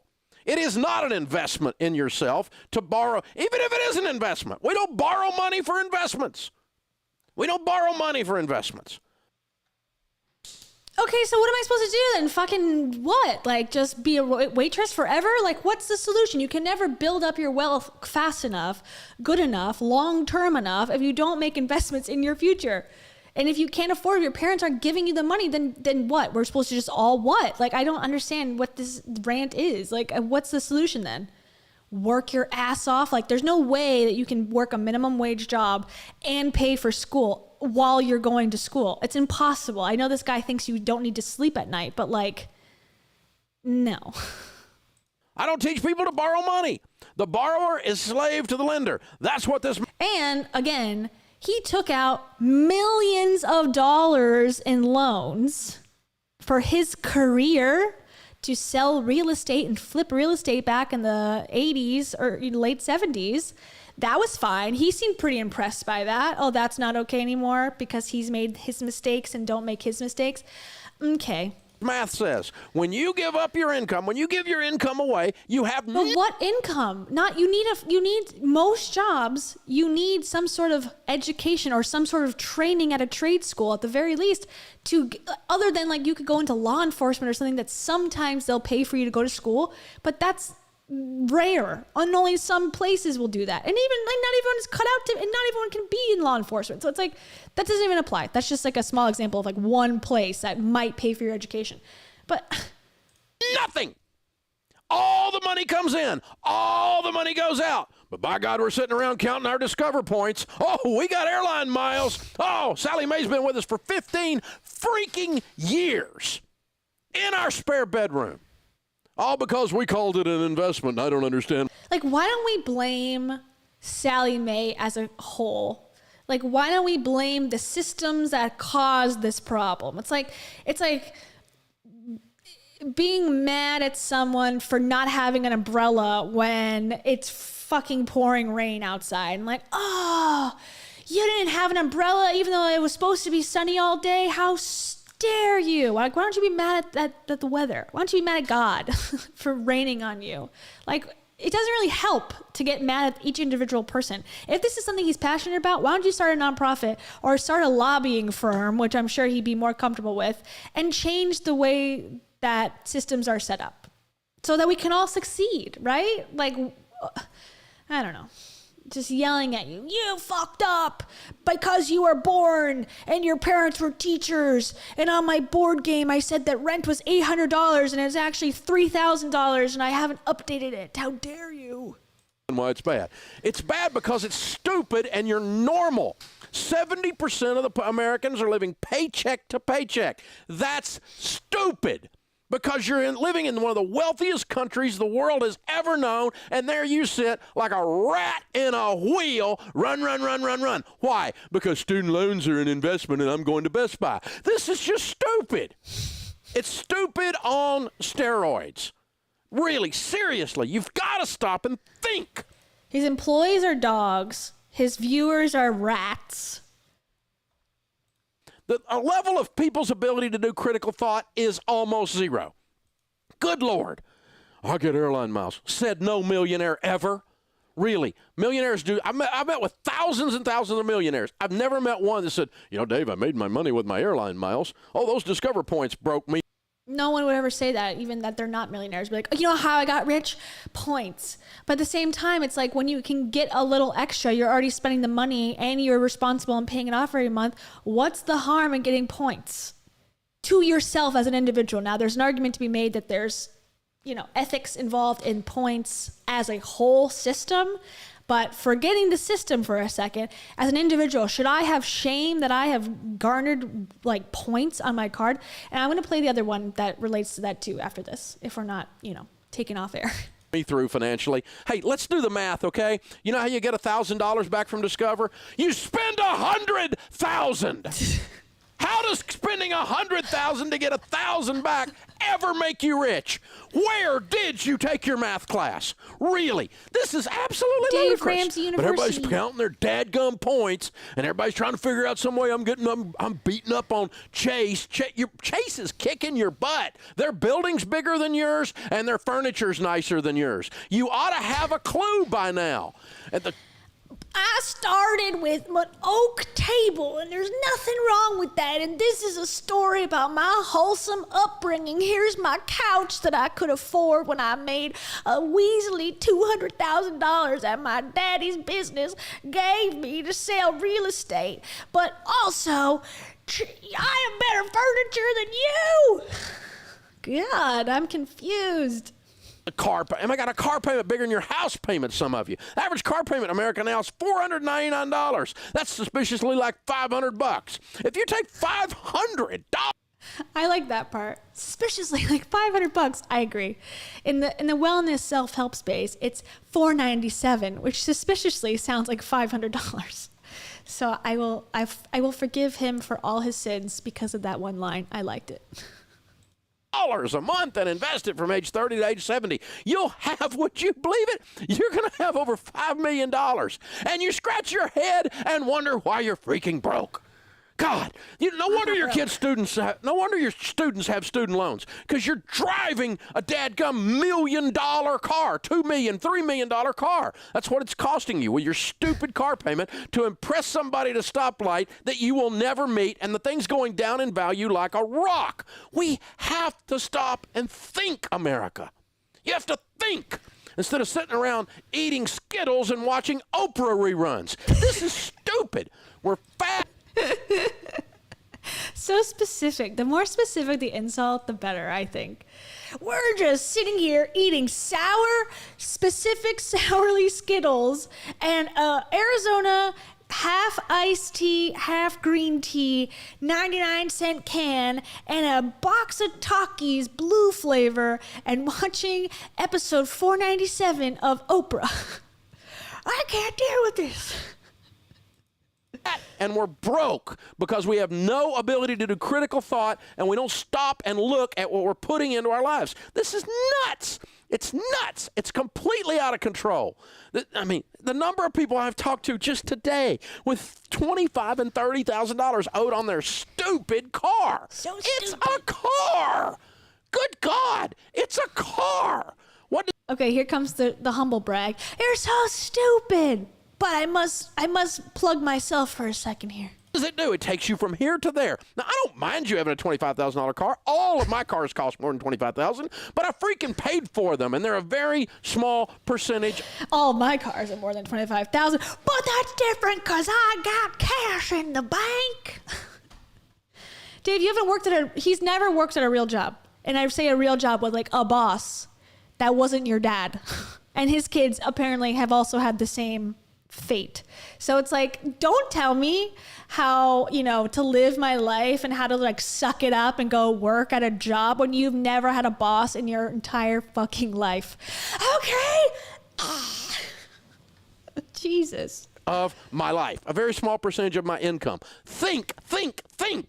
Seriously. So, credit cards, stupid.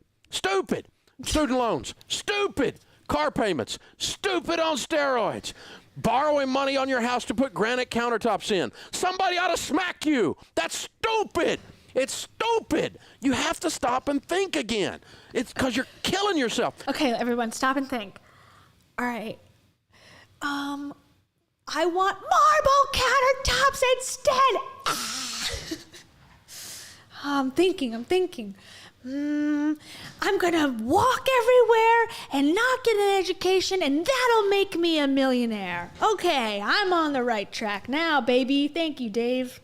You make enough money to retire a millionaire or a multimillionaire. You make enough money that your kid ought to have a college fund fully funded and they can go to school without being part of the freaking student loan crisis. But by God, you had to have a bass boat so you're $32,000 in debt because those fish were outrunning you. God, think.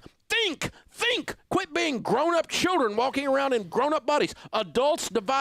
Children walking around in grown-up bodies. Adults devise a plan and follow it. Children do what feels good. This ridiculous, impulsive nature of we think we're going to borrow our way into wealth it's out of control, guys. We've got to stop this. It's killing you. It's killing you. While I'm sitting over here piling up money like it's dadgum nothing, and some of you are sitting there broke. Why? And then going, I'm going to borrow money at Best Buy. Oh, geez, I'm going to kill you. Seriously. I'm going to go borrow and get a student loan and invest in myself. Yeah, you're going to spend $140,000 and go in debt and get a degree in freaking left-handed puppetry. That's just dadgum stupid. It's just stupid. You have to think, people. I also think that's a good line. Left-handed puppetry. Yeah, I mean, come on, man. Like, not everyone can have their own media empire. Like, it's not possible. So you need to be somewhat realistic. Like, not everyone can be a Christian. Not everyone can, be a left-handed radio host. It's not. The world would not function.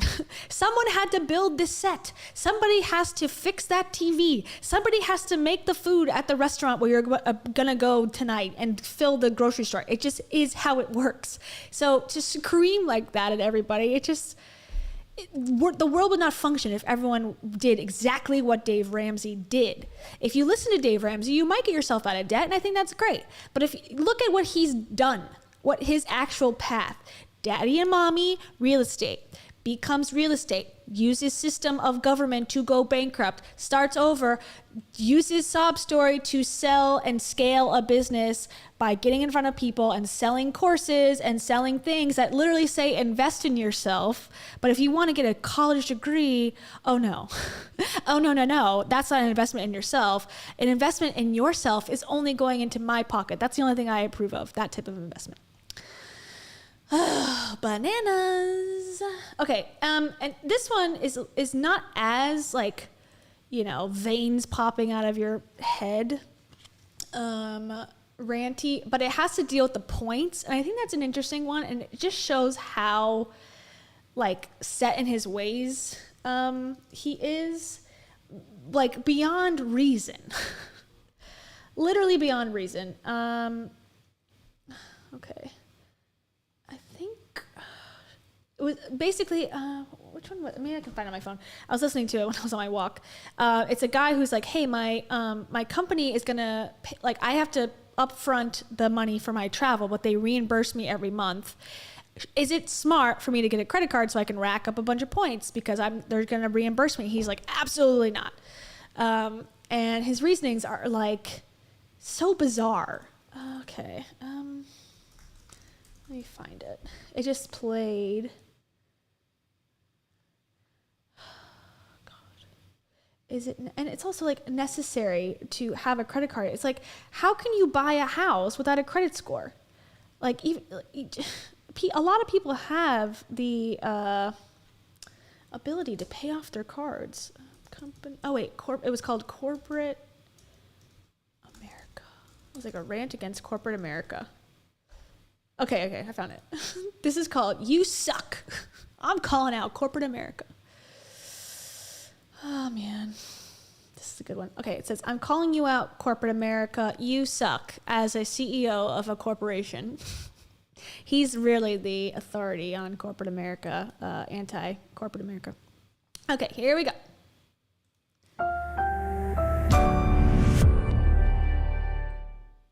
Justin is with us. Justin is in Lubbock, Texas. Hi, Justin. Welcome to the Ramsey Show. Hey, Dave. How you doing? Better than I deserve. What's up? Better than I deserve. Oh, nothing much.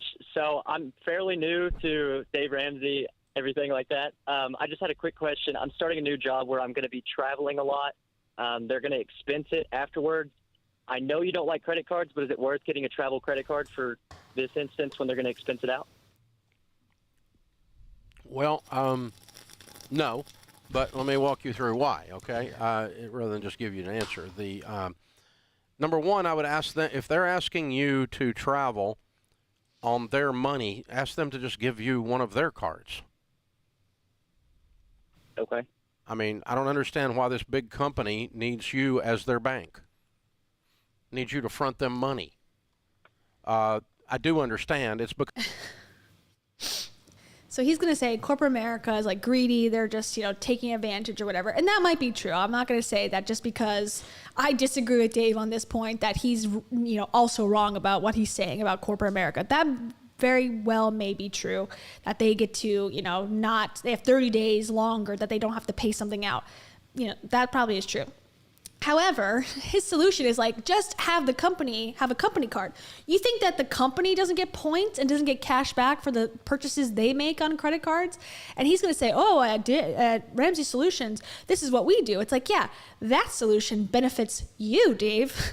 The solution that this guy's proposing is like, well, this could actually help me out. No, you're too weak to handle a credit card, is what his statement is. Because corporate America has gotten away with letting travel ride on their employees' backs for 30 days for 25 years, and nobody ever called them on it, and I'm calling them on it. It's bullcrap. I don't send my people out that work here and ask them to pay for the travel where Ramsey Solutions makes money. Well, you're getting reimbursed. Well, why do I need one of my guys that works here to be my bank? I've got the money. I need to just pay for his travel or her travel, right? And so first thing I do is ask for it. I'm just calling you out, corporate America. You suck. Okay? You're riding on the back of your employees' own credit. So here's the problem for you, Justin. Two problems. Here's the pitfall. I treat my employees great, unless they're pregnant, unless they have sex, unless that they cheat on their wives, unless that their wife is, the victim of something, unless 17 stipulations, unless they disagree with me about anything, unless they don't like my party, then they can go fuck themselves. And you can get away with it if you want to get away with it. But the pitfalls are, number one, I had a guy had an Amex card that was charged to that his company was reimbursing.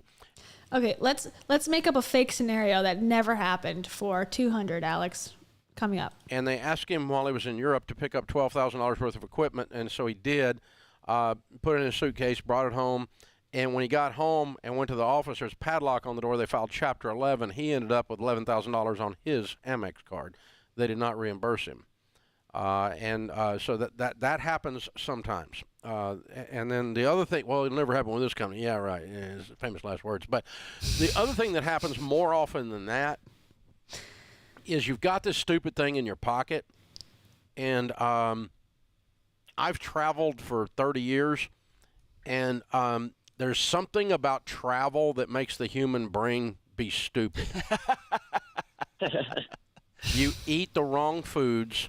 You stay up too late. This guy has said nothing so far. He's like, ha, ha, ha, ha, ha. My contribution is greatly appreciated. Ha, ha, ha. I laugh at Dave's jokes. Daddy, let me laugh at a joke. Don't exercise. You buy crap because you're bored. And that crap you can't put on your expense report.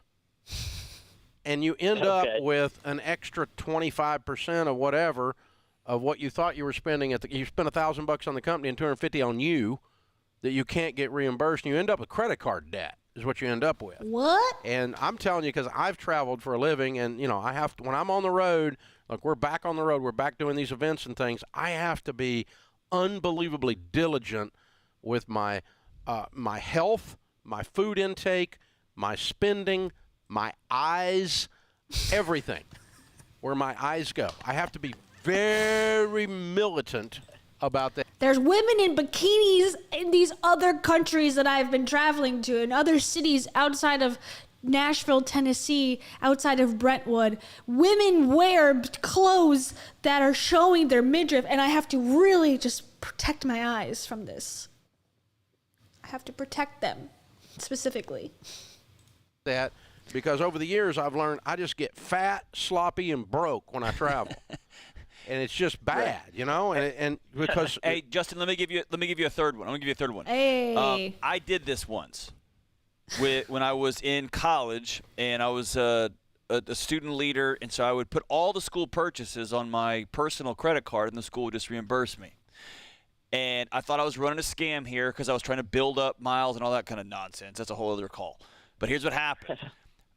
In the middle of the gap one month, my transmission fell out or my clutch burned out on my little cheap Toyota that I was driving. At the same moment, I got $1,000 reimbursement. Wait. The clutch transmission fell out of my Jeep Toyota. This guy's a man's man. This guy's a man's man right there. I just got the story. It's a very real story. It really happened. It definitely happened. Something fell out of my Jeep Toyota, and this is what it's led me to know that travel points are not worth it on a corporate card. Reimbursement check. I did not have $1,000 or $700, whatever it cost to get a new clutch. And so I had that check, I cashed it, and I went and got my car fixed. And that money did not go right back into the pot to pay the credit card off. Yeah, that's it. And so the life hit me in the gap there, and I just didn't have the discipline to do it. Very, very few people do. That's why we don't play with them. And so what I do is what I suggest you do is it's like, okay, like really? Like you had an emergency when you were in college, and that is good enough reason to tell this person who has a corporate job that, when he travels for work, he may get excited and buy like an extra sandwich on the road that he can't expense, and therefore he should not take a credit card or gain any points because this doofus in college had a car issue one time and it wasn't immediately paid off. Like, What? This is so stupid. God, he's like, yep, that's true. Thank you for that. Thank you for that, man. Thank you, Albanese. Albanese says, I really think that Dave is not nearly as rich as he'd like you to believe. In fact, he probably has major debt. I don't know. That would be amazing if that was true. If he has like a big pile of debt and one day had to go bankrupt, man. That would be something. That would be something. I am all about getting a free ride. That's Dave. That's Daddy Ramsey. Let's hear from Rach. You are privileged AF. But you're also probably in debt, Albanese says. Most people won't get up at 4 a.m. That's just a random one for you, Albanese. Thank you so much. Okay, we're going to get to the end of this. Set up a separate checking account for just travel only, reimbursable expenses. How much do you think your travel is going to be in a month? Money. I wouldn't expect it to get more than $4,000 or $5,000. Okay. As quickly as you can, seed that one account with $3,000 or $4,000. Okay. And use a debit card. Okay, this is what Dave Ramsey says is a better idea. Instead of getting a credit card and using it only for work expenses, $4,000 a month, paying it off when your company apparently should pay for your reimbursement. Instead of doing that, get a new debit account, a new bank account, and load it somehow with just $3,000 that's sitting around. Okay, so if you overdraft, then you're not fucked? Like, I don't get the advice here. And that's going to save you what? By not cheating on that? Like, you're not going to overspend the company's money? I don't get this at all. And then basically you're using your money, and then you're putting the money back into your account that you've used of your money from them. That will cause your brain to function differently when you see something in the airport gift store that you think you need that you don't need. And because there's nothing in an airport gift store that anyone actually needs. Hey, and just so people understand what Dave was saying earlier, I go on the road all the time doing private things, doing things with the team.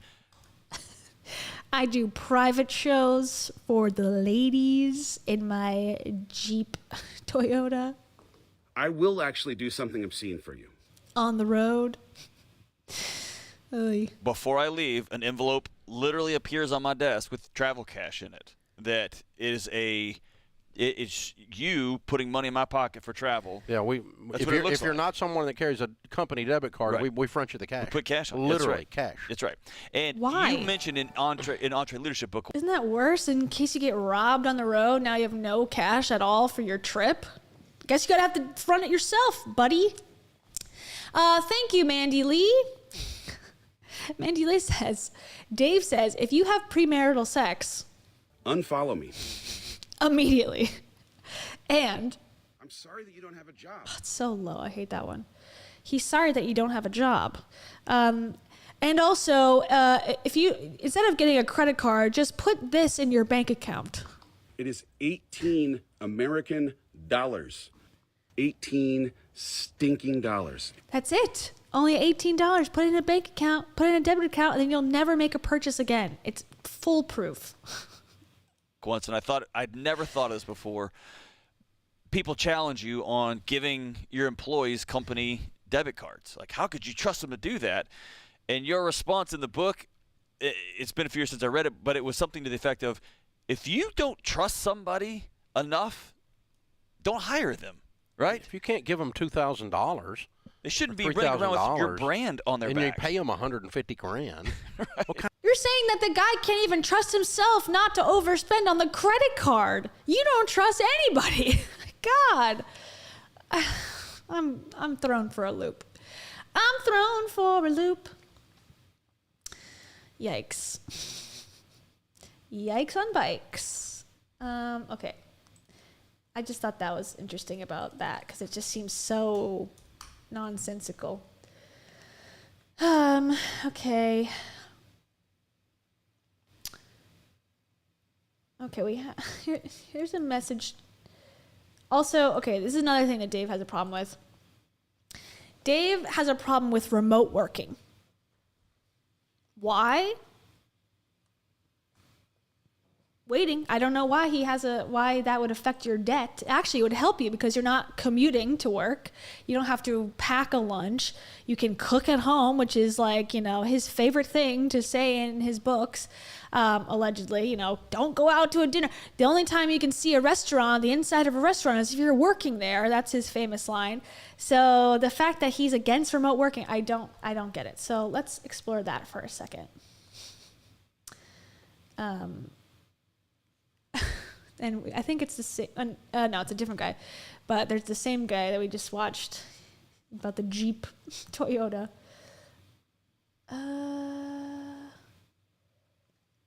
Let's watch this one. Denver, hi. Sounds like you don't want to work. Yeah, that's what I'm saying. That's exactly what I'm saying, Dave. It would save you the temptation of buying Skittles and going to Best Buy if I don't have to pass it on my way home. Tyler is in Denver. Hi, Tyler. How are you? Hey, can you hear me okay? Absolutely. What's up? Great. Hi, I'm a huge fan of your show. I've watched almost all your clips on YouTube. I'm really excited to talk to you right now. Us too, basically. Got a bit of a career question for you. My name's Tyler. I graduated from college in 2019 in engineering school. I'm 24. I work for an engineering company, make about a little under 90 a year, and wow, a lot good of times for I you. hear you say this. Oh, thank you. A lot of times I hear you say this quote on YouTube. It's bad to have a mentality of oh God, it's Monday, thank God it's Friday kind of thing. And I'm just kind of wanted you to elaborate on that a little bit. I would say I'm kind of in that boat. I really enjoy where I work. I work with good people. I think the stuff I do is technical and interesting. But obviously, if I had the choice, I obviously wouldn't work a 9 to 5 at a desk all day. So I'm just wondering, is that a bad mentality to have? How can I get out of that? Or You can see him visibly getting uncomfortable. He's like, oh, you said you don't like your job. You're 9 to 5. You're not dedicated your entire being to the company like I require. And I have to have access to your therapy notes. So I'm getting angry. It's starting. or what can I do about these feelings? Well, let's just play this out. You're 24. You've got an engineering degree. The work interests you, but you gave us a big clue. I don't want to sit at a desk all day. And that's not wrong to feel that way, but let's look at what you want the future to be. So let's fast forward 34, 44. What kind of work would you want to be doing at this very moment? What would you say? Yeah, I mean, I love what I do. And I love tech and I love engineering, and I'm a computer programmer, essentially. But, so I move up in those ranks, start taking on project leads and stuff similar to that. But like I said, it's still a 9 to 5 thing. I think I'm conflicted more, the idea of well, I'd rather be doing this or that. I'd rather be outside. I'd rather be, with friends and stuff like that. And I'm not saying, obviously, I don't like my job because I do. I do enjoy hold on a what I second. do. So you're all over the place. So I want you to say it. Sounds like you just don't want to go to work. Yeah, because outside with my friends, that's great, but that's not work. What do you want to do? I mean, you started to give us a clue there. You're up the ladder. You're 24, first of all, so you need to relax. You're in that entry position, and you're making almost $90,000 a year. So you're on the ladder. So what does the ladder look like? What do you want to be doing at 34, 44? Do you want to work for yourself, have your own tech company? What is it? I know you've allowed yourself to think about it. Say it. What is it? Sure. I mean, I've never even really considered the possibility of God, that's he wants to enjoy his life. Rach, but not rage.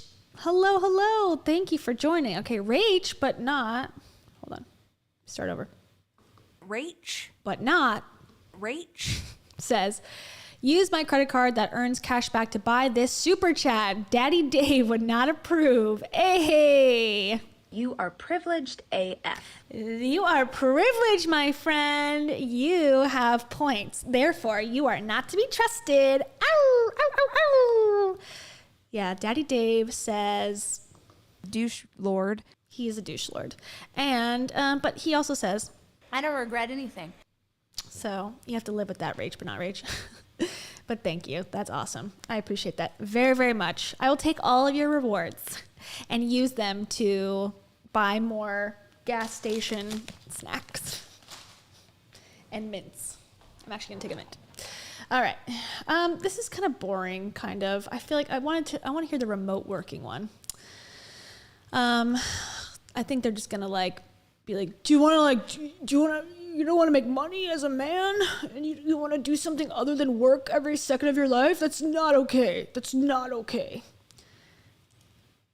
Okay, this one I think is gonna be more fun. Hopefully. Hopefully.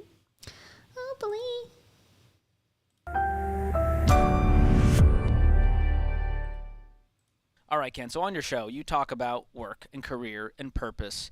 And with that comes all the trending news of remote work.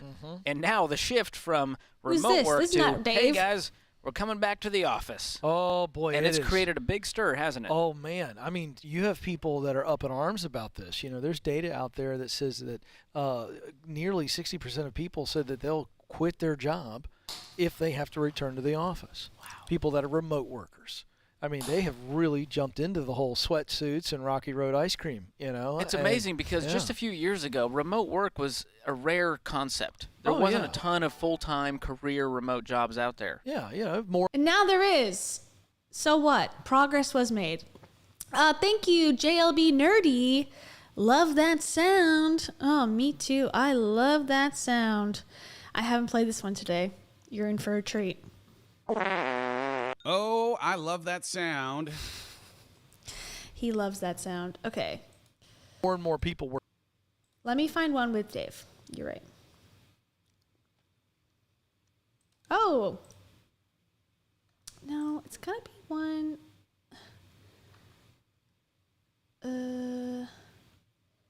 Okay.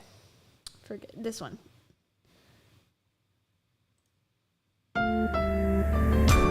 This is the one, baby. This is the one. Okay. In this article that the guys handed me right before the show, they said you talked about it on your show earlier. It's probably worth talking about the Great Resignation. Yeah. Surveys are saying that American workers, up to 40% of the workforce in America, is looking to change. I feel like I'm on the panel now. Hold on. Hey, guys.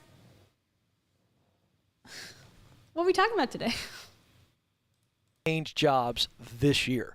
So here we are as we are approaching, halfway through, and they're going, hey, I'm going to make a move. So you're going to see this in 2021 and 2022. A lot of people changing jobs. You talk about 25% is the low end of the survey. 40%, that's an extraordinary number of people who are saying, you know what? It's time to make a change. And certainly the pandemic had a lot to do with that. Brought on by the pandemic, giving you a philosophical reset and saying, life's too short to work at something I hate with people I hate. That's right. Here's what happens.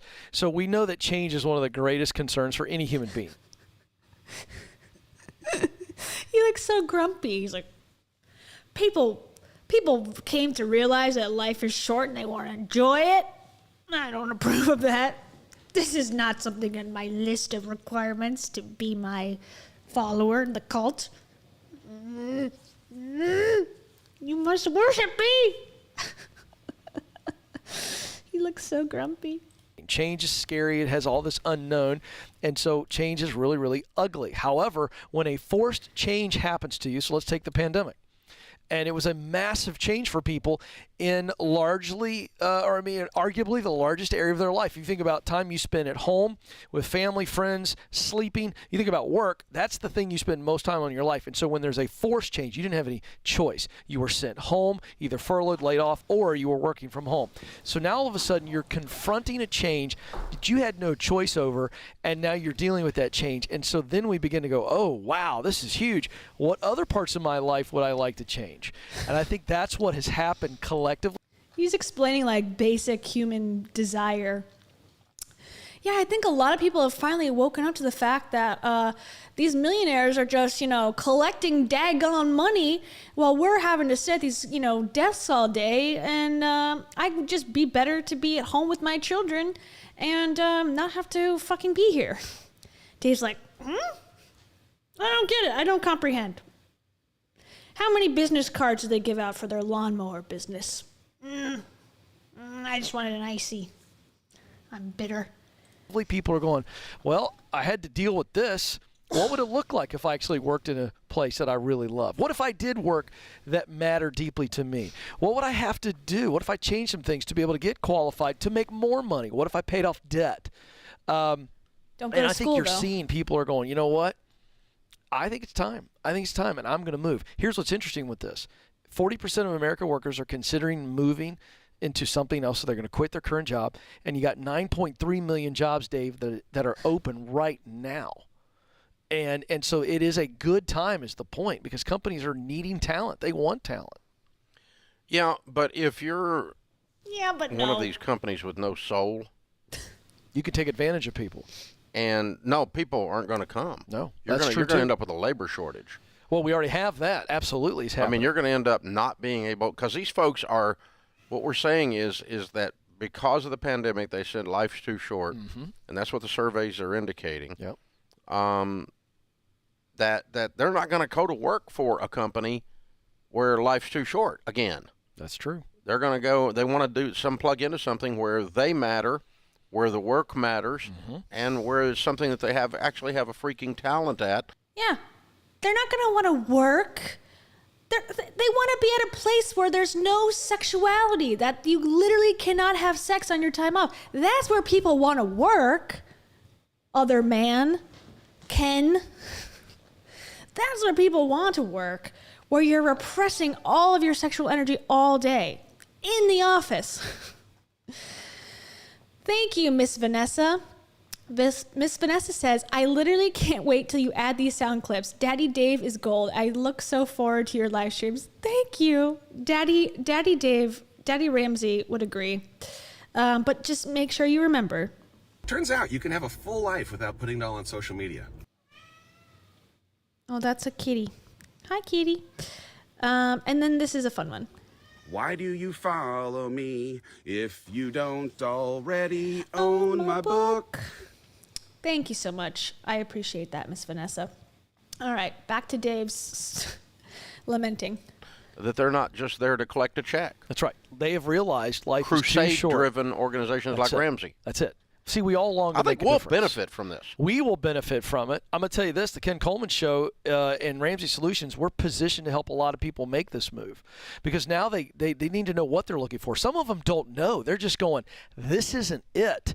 And so what we teach every day, as you know, Dave, on the Ken Coleman Show is, hey, you use talent as your tool. Your talent are premium tools. You do work you love. We call that passion. You just love the work. And then that work creates a result that matters deeply to you. So when we hire people at Ramsey Solutions, here's what you got to be. You got to be a crusader. You have to be deeply, deeply committed to the results of hope, practical paths forward for people to turn their life around, whether it be on the Dr. John Deloney Show with your mental, emotional health, the Ken Coleman Show, turn your career around, or turn. Will you turn off my health care if I get a divorce? Will you ban me from the office and speak about me on the stage? Yes. Okay. Sign me up, baby. Your money life around. And so when you come here, you better be missional, and you better care about the result of life change, hope, practical steps forward for people. Well, you won't make it through the interview You process, won't. and if you did, you won't fit in. No, if you lie to us, If you want to just collect you a check. will be exposed, because this is a different place. Yeah. Yeah, we know. Well, I mean, we were talking about that this morning and stuff. I mean, this is how we do things. Yeah. And not everybody needs to be a we. That's true. You know, so Well, you yeah. may if you want to just say, well, I've got a degree in X, and so I have a talent. Yeah. And you should just pay me for delivering on that talent. Yeah. Nope. Yeah. It's not Nope. going to happen. Nope. That's why we're getting so many developers coming. Oh yeah. Because we work a develop. What? Isn't that a job? I have this talent and I want to be paid for it and be appropriately treated in the workplace? Are you insane? Are you stupid? No, that is not the style. That is not the culture of Dave Ramsey Solutions.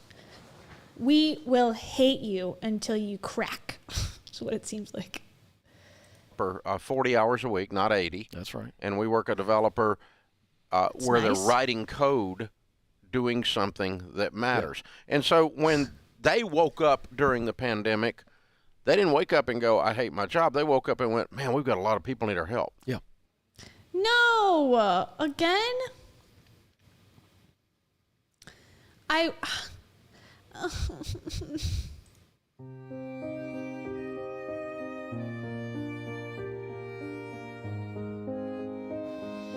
Carol, come here. I need to be comforted. Come here. Come here. Come here.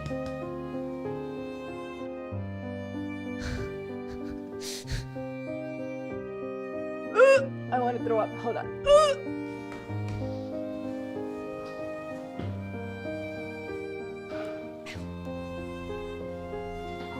Come here, kitty. Come here. Come here, kitty. Come here. Come here. Come here. Come on, honey. Come on the chair. Daddy Dave hates us. We're doing so good. Come here. I'm gonna pick you up. Yay.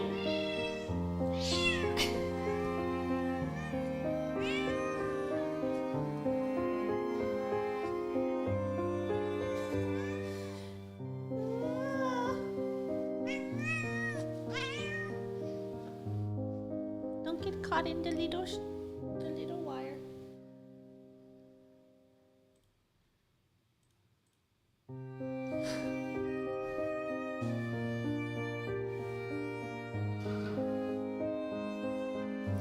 Daryl.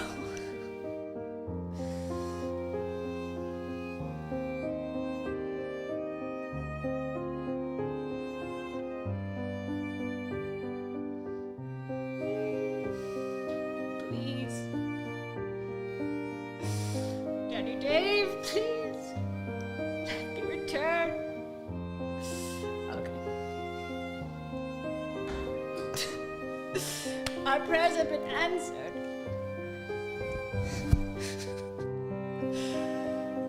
Welcome back, everybody. All thoughts and prayers have been answered. Ah, man. They must be like on the phone with YouTube, like, they're at it again. These 139 souls are ruining the business. Clear, clear, clear. Clear, clear, clear. We are clear, clear, clear to take off. Clear, clear, clear.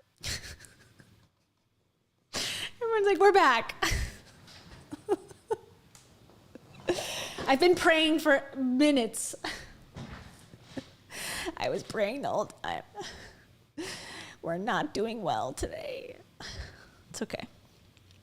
It's good to know. It's good to know. It's good to know who our friends are, our true friends named Dave.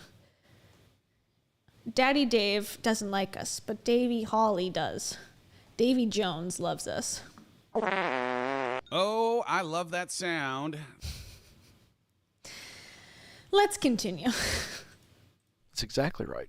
And so they're going, hey, I know that if I'm in here in this company coding, that it is going to be directly tied to transformation. See, I think that's what everybody wants, is to make a difference in their work. So the net result will be, for the economy overall, if this transition is accurate, if this survey is accurate, will be a huge increase in productivity. Yes. Because people will leave jobs in bad situations that they are not good at, that they're not passionate about, and go plug into something, A, that they're good at, and B, they're passionate about in a better situation. That's right. And they'll produce more. Way more. Which goods and services, which will help the economy overall. It So will. really, if everyone followed the Ken Coleman rule and got in something where their talent and their passion was aligned with what they were doing every day, then the economy would boom even more. Productivity rises and durability increases. People stay longer.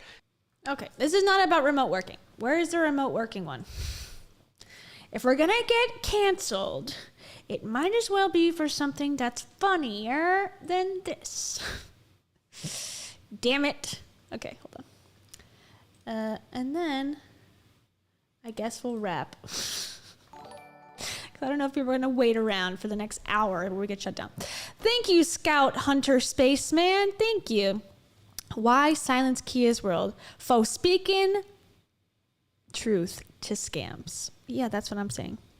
It's because they're jealous of me. They're jealous of us and our intelligence, and they're jealous of our work policies. They're not draconian, and they're mad about it. Probably. Okay. I can't find the remote one, which is annoying, but let's see. We'll pick a funsy one. We did something stupid. I do love how simple the thumbnails are, because it really does make it easier. Okay. Move for my girlfriend, build more wealth. Why should I have to pay? Okay, actually, let's go to most popular. How to become a millionaire rant. Love it. This is from 2015. This is vintage Dave.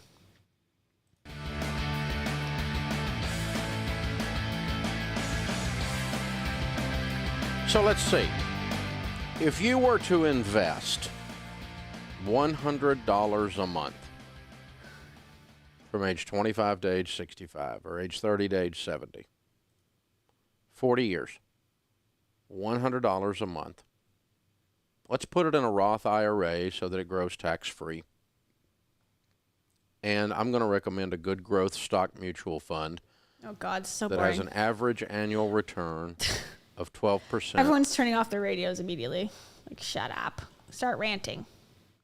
Start screaming, please. I would have more to, and I've done growth stock mutual. Put $100, but no one being made. It's established that you could find more angles. Freaking fortune. There you go. There you go. There's the Davey we love. Thank you, Mai. Mai is running at high speed with legs forming a ball-like blur. I love it. I will actually do something obscene for you. One more time. I love this one. Clear, clear, clear. I should start the show up like that. 5, 4, 3, 2, 1. Clear, clear, clear. I want to throw up. Hold on. Thanks, Mai. I see some comments coming in about Hollis. Now, the only problem is the Heidi video has to be exported because the issue with the audio, unless the group is still up, I could be persuaded to watch a little bit of it, but it's long. I will say it's a little bit long.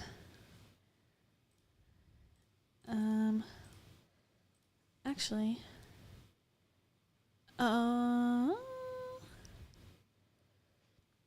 it's still open. Oh, she made a new one too. Okay. All right. I don't have a poll function on here. But let me know. I'll give it a second. Do we want to continue watching Dave and get potentially shut down? Or we could go and listen to a little bit of Heidi, maybe like a preview of the Heidi episode. Or maybe we can listen to the new live that just came out. And then the next time we can watch the Dave one. Let me know. In the meantime, I'll play this. If you retire broke, it's your fault. Because you made a freaking fortune in your working lifetime. You work your butt off your whole life, and you have nothing to show for it. Nothing. Just a man screaming into the void. That's me. Okay.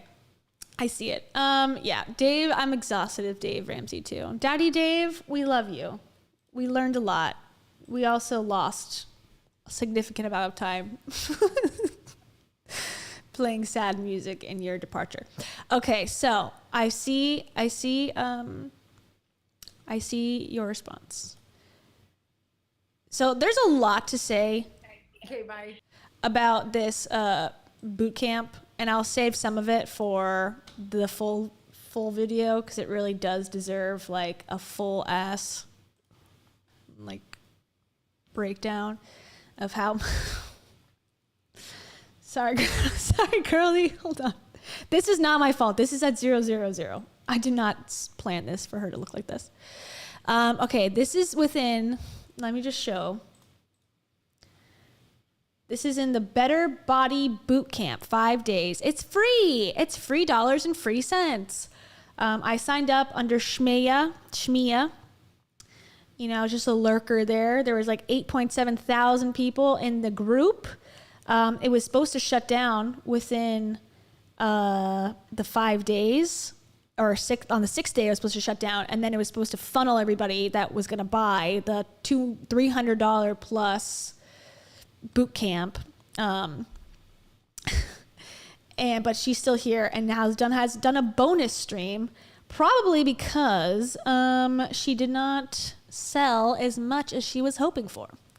So this is one final push. And since we're switching topics, give me one moment. I will switch my background because when I cut this later, I'll be like, why are you in Dave Ramsey's studio talking about boot camp, booty workouts, squirrels? Where is it? Green screen. Hello? Where are you? Green screen, backgrounds. There they are. It couldn't be clear in my face if it tried. Hi, everyone. Welcome to Chandler, Arizona. I'm here. We've made it. I've traveled long and hard to get here. Okay, there's a lot to say about the boot camp. It was supposed to be 5 days, free, and then, getting you over to the paid $200, thing. And then just so here is the link to the paid version. And I believe the price is $300 at the cheapest, and then you can add things as you go, like nutrition counseling for more money. And you can add, you can go to the mastermind, which apparently jumps up to $5,000. So, yeah. I don't know why I can't just go to the payment. This is like a special FAQ. Let's just do get fit. Here it is. $250. No, yeah. $250, okay, for the cheapest. And you can also talk to Dave. That's a bonus. Okay, what do I do when I click here? Okay, then you got to add on. You can add on this 30-day meal plan that's apparently just PDFs for $47. But I think they really want you to do the mastermind, which is $5,000. Okay, anyways, that's the breakdown. That's the basics. Here is the video. She came back into so boot camp and get fit challenge are two separate things. The boot camp is like this sales funnel to get new people interested in joining the challenge, the 60-day challenge. My suspicion is that the people who have been in the group in the challenges, they're starting to either not get results, they've done 3 of them, they're running out of cash, or people are starting to go, is this really worth it? The price keeps going up.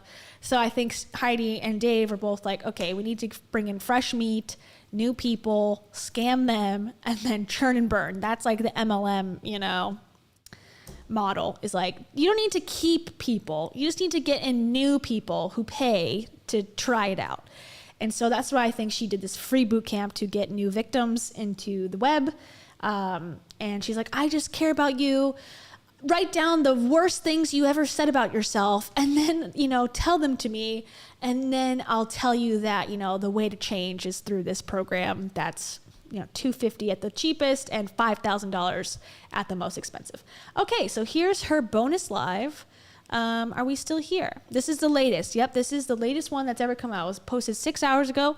I have not looked at it. A lot of people were posting in the group saying that they couldn't afford, doing the thing, so they were going to like meet up on their own. So I think maybe this is a response to that, like, once again, a response to people being upset about the price or something, or not understanding what they're actually getting. Because she sort of was making it very confusing when she was talking with Dave. She's like, it's like a buffet. You get whatever you want. And then people were like, oh, but I thought this was like a very structured thing. Like, what am I paying for? I can look up free workouts on YouTube. And I think this is like her trying to like, maybe, I don't know what she says in here, so I have no idea. But, oh man, I'm still in Heidi'ville. Hold on. Oh, dang. Okay, everyone, oops. Here's my secrets. Okay. Everyone's got some secrets. All right, here we go. All right, I'm live. Okay. Okay, bye. She's on the phone. She can never figure out how to go live. Am I live? I believe I'm officially live. But this box feels high today, my computer. Let me see. Is anybody here? Shoot me a comment. This is how she starts every single live. Am I live? I don't know how this works. Facebook hates me. Technology, the worst. I don't know how to do anything. Oh no, help me. That's how she starts every live. Let me know if you're here. Welcome, your morning guru. We just got to Heidi. Impromptu Heidi coverage. Last minute Heidi coverage. Welcome. Oh, there we go. Oh, it's Jake. Jake's here. Jake, and I see Mia and Carrie and Kathy and Jess. Oh, it's telling me to close unused applications. I'm going to try to raise it up a little bit. Always. It's low one. My charger is going, so we're good there. Thank goodness. And also, hold on, let's shut down Zoom. Why is that open? I'm going to shut down messages. We don't need those right now. There we go. Stephanie, Gabby, Kimberly, Daphne, Tammy, love you. Samantha, Annika. Is it Annika or Annika? So I actually have a cousin named Annika, spelled the same way. Teresa, Shelly, there's Alyssa, and Andrea. I'm officially live. Yes, I'm live. This is very close to on time. I was actually sitting here at 1 because I planned on doing this at 1. That's another thing. She's always like 30 to 40 to an hour late to all of her lives. She's like, okay, reschedule. It's going to be at 2 p.m. now. And then she'll show up at like 2:40. Just kidding. Technology. Yeah, and this looks like a Chris hoodie. The best thing she got out of the divorce, other than the kids, is this hoodie. And we sent the text, and I always wait till the text hits a couple people before I go live so people don't feel like they miss. Okay, we got people on here right now. What's up, guys? I have to say, first and foremost, And also let me know about the volume, because it sounds really bad, I think, from her end. So I tried to raise it up, but if it's not loud enough, I can raise it up a tiny bit more. I feel so much better today than I did on Saturday. I was not, thank you, Linda. I was not feeling good at all. I actually woke up at like 11 o'clock in the morning, and I'm like, and I was just shivering, and I had to go back to sleep, and that's why I had to push the live. So that was still rough at 2. Thank you so much. I had some. There's a lot of speculation that her and Dave were fighting because the mood was off, very off in the beginning of that live. Tylenol in me to bring the fever down, and I was starting to feel it. She had Tylenol? Oh my gosh. She hates medicine. She says medicine is just a Band-Aid. Your body needs to fight it off. Wow. She's also Heidi the hypocrite. She hates medicine. She doesn't take it. Lies. Okay. Live hit, and by the end of the live, the headache, it was not good. I got a little bit of a sore throat, but I'm COVID negative, so we're good. She's like, I was so sick I had to push the live, and then her and Dave went to Topgolf. So I guess she recovered. Hi. Thank you. Thank you. I'm glad I'm feeling better too. All right, guys. Here's what. Well, if you read the caption, I'm gonna kind of say it again so you guys know why I'm here. Number one, I actually almost went live in the. I need more money, and you guys are not paying me enough. So, wink, wink. That's why I'm here. Group yesterday. Now I'm starting to get hot. I'm like having these like. Whoa! Hot flashes. Oh my gosh, I'm not going through menopause. I'm on my period in real time. So definitely not going through menopause yet. Okay, cool. I will actually do something obscene for you. Thanks, Dave. It's just hot and then I get cold. What happens is I get cold, so I turn the air up, I turn the fans off, I put a sweatshirt on, then I start to get hot. So then I crank the air down, I put the fan on, and then I get cold. It's that whole thing. Amazing. We've been 3 minutes in. Nothing has been said yet. Dave and I were actually together yesterday. He just left town today. But we were we're already we were having a fun day. Dave did what Dave does best with me, and he forced me to not work. He was like, listen, it's about to get crazy, because it is. These weeks leading into the challenge as the planning. I mean, if you saw like all the planning, there are pages all Have you over seen? the floor that also are spreadsheets on the computer that link to 1 million things. Look, I work so hard. With all my notes. This is how we plan. That's how I plan. It's my magnet. It is a lot, and it's funny, and I realize. Okay, this is another thing that Heidi does all the time. She's got like a very good thing going with what she's doing. Like if she's telling the truth with actually recruiting the people she's already recruited, she's making like $100,000 per these challenges, and she's already done 3 of them. And now she's charging $5,000 for a mastermind. So whether she's actually making the full amount, I have a lot of, questions about.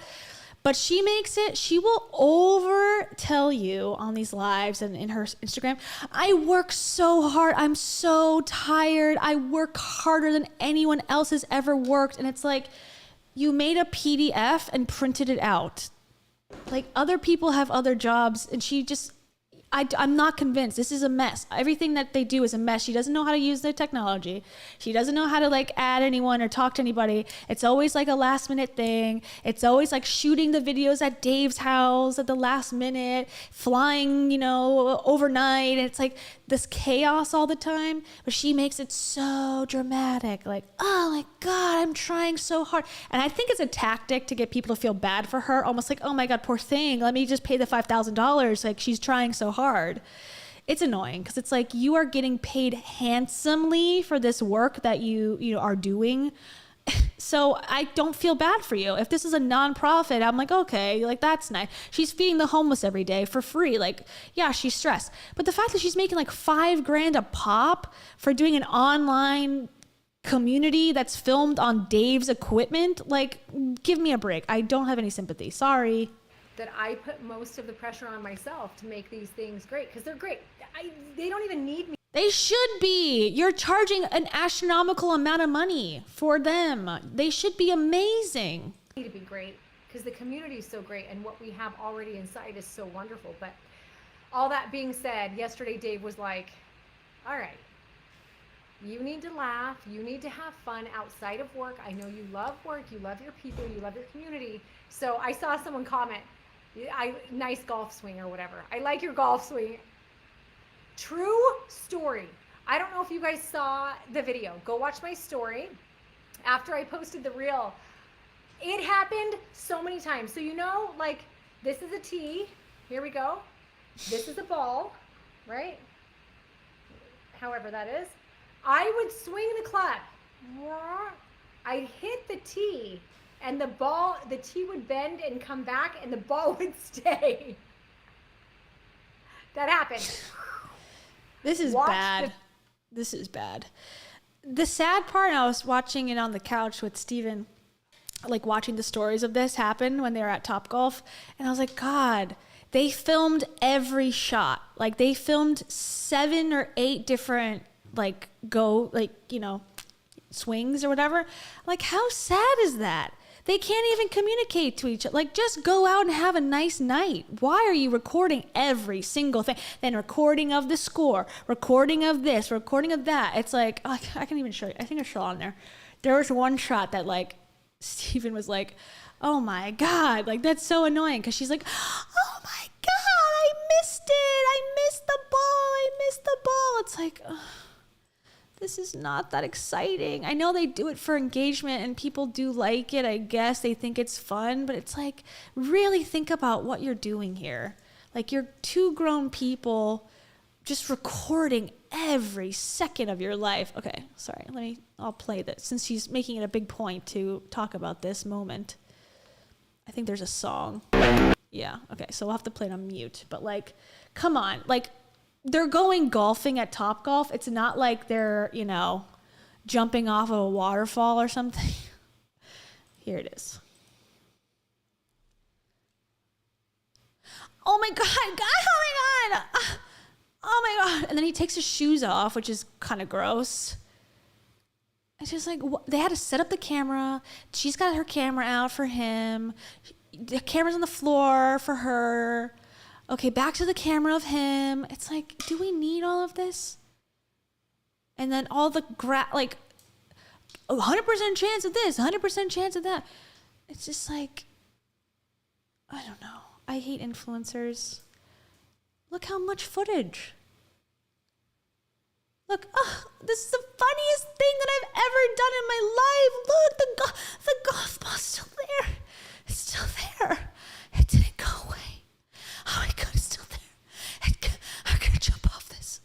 I'm gonna jump off this into this net. I cannot believe it. I can't. Oh, okay. Oh, the scores. Like, this is the what she's talking about. How amazing this is this night. Oh, I'm sick of it. I'm sick of it. That's what she's discussing here. Okay. The video, we captured it at least 5 times on video, and it kept, like, the first time Dave's like, that did not just happen. Oh my gosh, whatever. Keep going, do it again. Do it. He's like, I wish I got that on camera. Anyway, we're just going. My swing, clearly I do better without a tee because I swing, it must be low. I swing, Dave says I swing like I'm swinging a baseball bat. But I thought it's either talent and it was really great or terrible. What I do know is when I loosened up a little bit, I like scooted back, got into it. Oh yeah, and she also said, like, I have a big announcement I'm making. She was like in bed with Dave the night before. She's like, I have a big announcement. Everyone, guess what it's gonna be? And then there was never an announcement made. And then the only thing that was new was in that clip. I think you saw it at the end. It was like one of the captions that Dave had put on the post, and that was on Dave's Instagram, by the way. One of the post captions was like, me and my girlfriend, or me and the GF. I'm assuming that means girlfriend. Yeah, swing mode, showing off for GF. I'm assuming that means girlfriend, but I'm sure if someone asks, they'll be like, no, it means gluten-free. It means Gordon Fauci. I don't know. But there was a post last week, and hold on, let me just get it up real, since we're talking Heidi. Panic mode. Let me do exactly what I'm accusing her of doing. Panicking. There's a lovely Instagram post of them smooching and addressing the questions about their relationship. We love to see it. Can I find it? I can't see. There it is. I found it.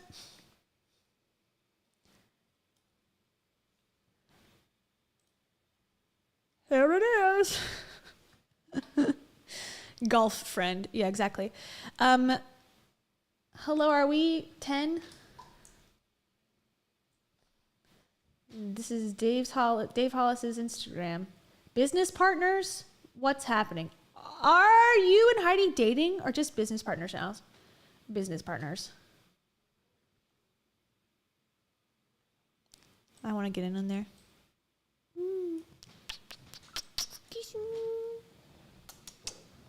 Okay, I'm sorry. Too far? Okay. When it becomes hour 2.5, Actually, 3 hours because we had a separate stream that got shut down because of Daddy Dave. Jerk. All right, back to the video, the really exciting video where she said, "Watch me on Instagram." Okay. I was good. And took the ball off of the tee. We're still talking about the golf. You don't want the ball on the tee if you keep doing that. But it was fun. It was actually really good. In the car, though, a few times I'm like, I want to go live in the group. I want to just check in and see how you guys are, because really, you know, when you're not feeling great, it's hard to, like, I of course am so proud of all of you guys, but Sunday is the time where I kind of decompressed and did my, you know, own thing. There's Colleen! When I decompressed and I did my own thing, that I was able to be like, wow, like what we just did, what they all just accomplished was so amazing and so great.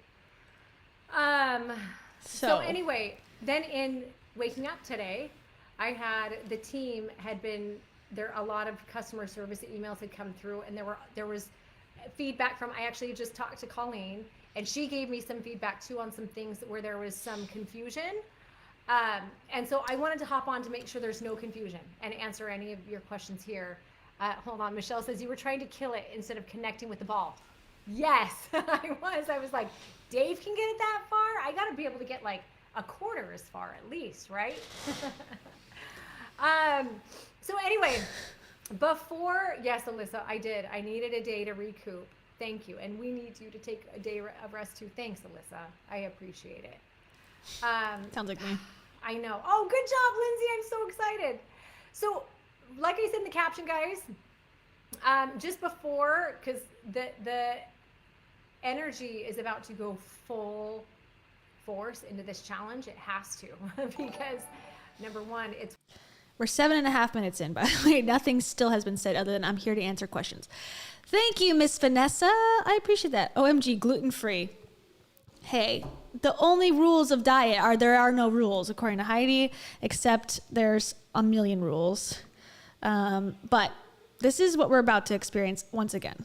They're going to be dropping some really powerful, amazing, life-changing shiz. That's what we're about to do. Heidi, is this going to be a good and exciting live? Bold-faced lie. Are you sure? No. Okay. Heidi's unconvinced. Thank you, Miss Vanessa. I appreciate that. Back to Heids. That's what I love, and I'm so excited about it. But what you guys saw in the 5-day challenge, 5-day boot camp, there are 1,000 more moving parts behind the scenes to make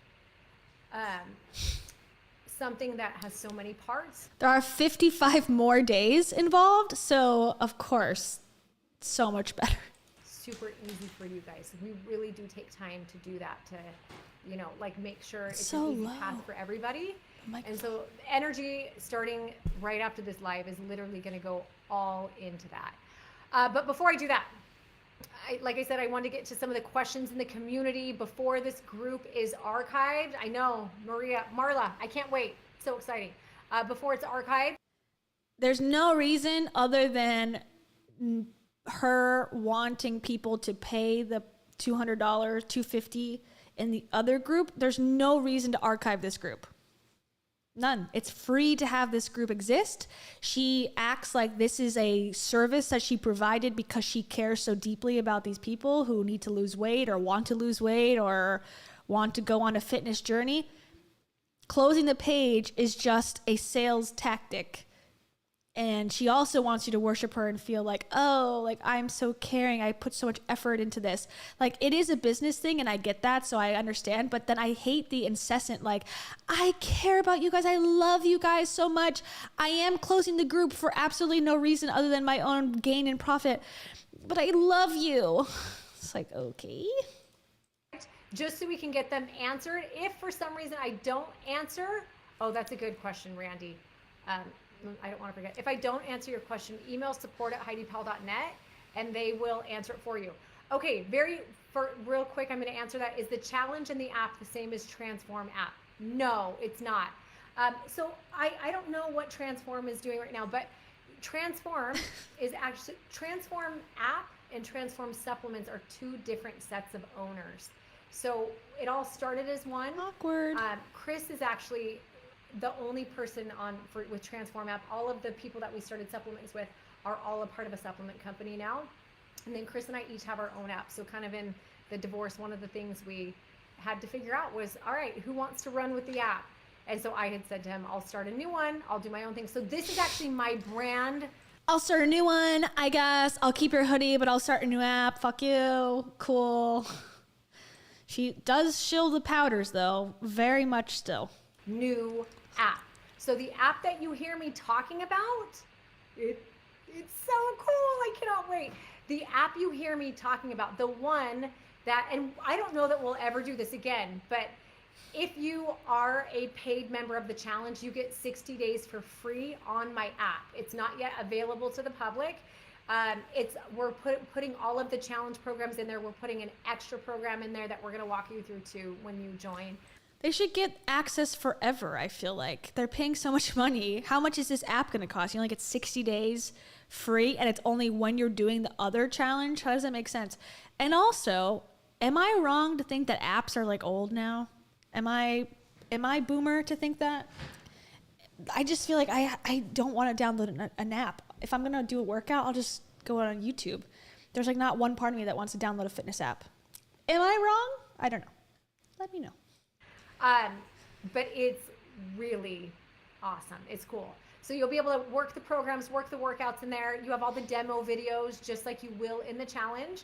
The thing that the app has that is new, that took a lot of time, is not just a demo video, right? So like when you're clicking on and you see it's time to do burpees, you know, usually you see me doing a burpee, right? And in Transform app, you saw me doing a burpee, and I said, to do a burpee, you're going to start with your hands on the ground, right? This time, so we have the demo, but if you're like, I want to know how to do it, you click, and it pops up a video right there. They're vertical videos, so they're like TikTok that we're all used to now. And it's me saying, okay, so, and I have a girl that is actually performing the move, and I know how to do a burpee. And if I didn't know how to do a burpee, I could also Google it. Why do I need to pay for this? Oh, because it's vertical video? Like you're the first one to figure that out? Come on. Showing you through exactly, hey, here's where we see a lot of people going wrong. Here's what I want you to do. If you want to scale it down, here's how you scale down your burpee. Here's how you scale it down more. If you have knee issues, here's what you're going to do. So that is a part of the app that was very important. This is why I wanted it to be a part of the challenge this next round, is so that everybody has very, very good scaled down. I feel like I've been very mean, I'm sorry, to her, because I am being like very bitchy and nitpicky, but like, again, like to pay for an app, it has to be amazing at this point. I mean, apps are so good now. If I'm paying free apps, if I'm paying for one, like I think I know when she shares everything on her Instagram, you know, and so she did these stories where recently she was shooting footage, I think, for this. And it's like a one-man crew, which is what I do for my business. But I work with small and mid-size levels in organizations. Like if I was to have a multi-million-dollar app or 1,000-member app, I'd have to hire more crew to get a more professional look. Like even like Beachbody, which I hate, absolutely. It's like $90 a year for well-produced fitness stuff if you're just doing the on-demand, and you can put it on your phone, you can put it on the TV. Like I don't suggest paying for that because the company I think is, you know, MLM and gross. But I used to do Insanity before they got bought out by Beachbody, and I liked it. And there was like a professional crew, not like a one guy show who's like, you know, probably really only doing social media content.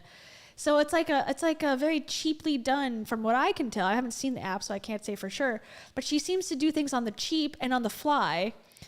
If I'm going to pay for something, I want it to be like high class status, and I'm paying, you know, $1.99 one time, or maybe once a month, max. But that's just me. On modifications of every single move. It's really awesome. So is there a spot to track your food, give your macros in the app? No, there's not. It is predominantly a workout app right now, but a very extensive workout app. No. Nutrition and anything related to that right now only exists in the challenge. Now, I think this is all stuff we want to talk about. Okay, so if I miss your question, maybe ask it again. I'm going to go through a couple that I have seen as well. Okay, just a reminder though, before I forget. Yeah, I have a feeling this app is going to be a nightmare. Like, you got to have people develop it. You got to have people develop it and fix all the bugs and update it and keep it fresh. Remember when Rachel Hollis had a fitness app and she had an entire company of people working for her at the time, and she was on Oprah's stage and she had like, you know, thousands of people watching her and listening to her, and even that app couldn't make it? Good luck, Heidi. I don't know. Dave is leading you down a path, I think. Like, oh yeah, I was gonna launch an app at Hollis Co. and it just because of COVID didn't work out. It's like, I don't know. You are one of the people, if you're signed up by today, you actually will get the link to tomorrow night. We're gonna do I'm gonna do that Zoom with you, that coaching Zoom. Mandy, how do we get into the challenge? So the challenge is, I think there's a post at the top of the page, but it's HeidiPowell.net/getfit. To be clear, I have not even announced it to the public yet. So I'm trying to figure out when to do it because I want to make sure everything is good. But yes, the public, they have not even had a chance to get in yet. It's actually only been the past challenge alumni and you guys. But it's HeidiPowell.net/getfit, and anyone that signs up by today, I'm doing a Zoom tomorrow, a bonus Zoom, a coaching Zoom, group coaching Zoom for all of you, where I'm going to be teaching you a lesson that I feel will be very beneficial as you're moving into the challenge. I'm going to do an extra, like, okay, now that you did the 5-day, here are some things, some ways you can prepare for the challenge to make the most of it. And then also it's going to be a live Q&A. So any questions you guys have as you prepare, even like, hey, what program should I follow? Here's my, limitations. I'm going to be there to answer all of that stuff. So what is this for? This is an hour. This is 51 minutes. What is this for? The one that her and Dave did was answering questions and prepping people was an hour and a half. How many people, that was one of the comments that someone said, like, in this boot camp, I've had to dedicate 2 hours a day to watching these live videos. I can't dedicate 2 hours a day for 60 days. Like, I can't do it. And they were like, oh no, we only go live like 3 times a week. And like, if you don't want to come, it's okay. But yeah, like, get to the point. All right, let me really quickly scroll this down so I can see your comments. I hope I didn't unpin that, Val. Let me know if I did. Tomorrow, what time? Val, didn't we change it to 5 p.m.? I believe we changed it to 5 p.m. Let me see my they did. calendar right now. At the end of the last live, they're like, 3 p.m.? It's at 3 p.m. And then Dave's like, well, don't people work? And she's like, oh, yeah. Okay, no, 5 p.m. Make sure. Yes, we changed it to 5 p.m. Pacific Standard Time. At first, we were going to do 3, but I had a handful of people saying, I have work at that time. So 5 p.m. Pacific Standard Time. You should get Val, I'll let you comment. You should get an email with the link in it. Oh my God. Okay, you get an email, you got a Facebook group, you got a PDF, you got a different group to join, you got a Zoom call, and you got an app. Did I already say that? It's a lot to deal with. And you can just go to YouTube for free. This is all, you just got to jump around and pay a bunch of things and do a bunch of stuff, and it's a lot of chaos. When is this group available? We're going to be at least archiving it, but I don't know if you'll have access going back. We're archiving it soon. I do know that. I need an answer. What do you mean, I do know that? It's your choice. It's your group. Don't close it if you don't want to. Ooh, I got to ask, what, God? Like, who are you asking? It's your company. It's your group. Don't close it if you don't want to. On that. Did Val, maybe if you want to type it. Did we come up with a decision on when it was? I know it's soon though.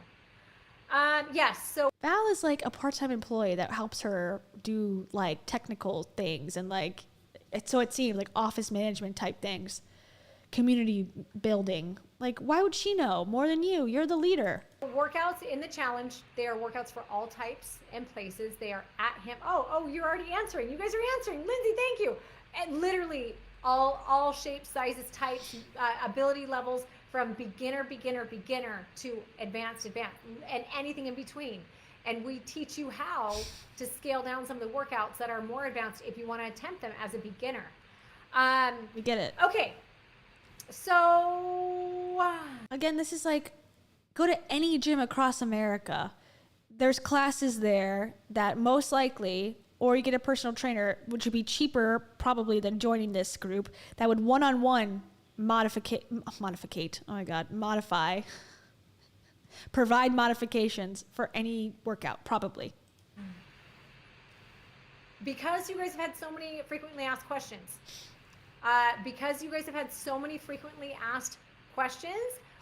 the team has created a detailed FAQ, a frequently asked question sheet. And so that will be a thing that's a good, okay, there's so many good comments coming through. I need to focus on what I'm talking about. Please. Hey, Val, where will they get the FAQ? Oh my Like, God. where's that going to be posted? Write this down before. But there will be an FAQ so you guys can have access to and see all of the answers. Yes. So someone had asked how many times I go live in the challenge. I go live set in stone every single week.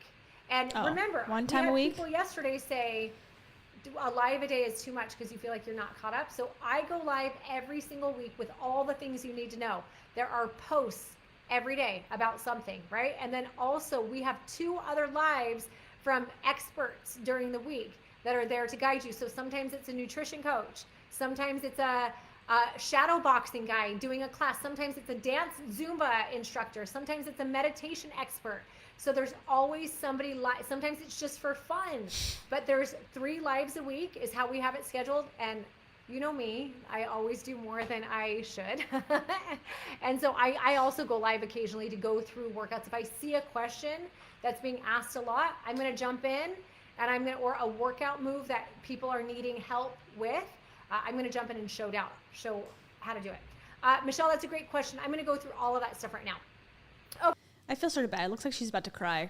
Okay, so first thing I want to clarify, because this seems like a thing that people... But at the same time, I'm like, you're ripping people off, so my care goes down. People aren't sure on. I guess the best way to say it is, I'm going to say it this way. The Get Fit Challenge, and this kind of answers what you're saying too. Michelle,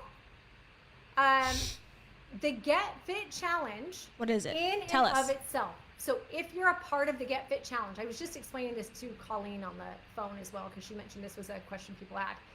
Who's Colleen? The way, like the basic challenge, that everything you would get with that is exactly, it's actually more than what the very first challenge gave altogether, right?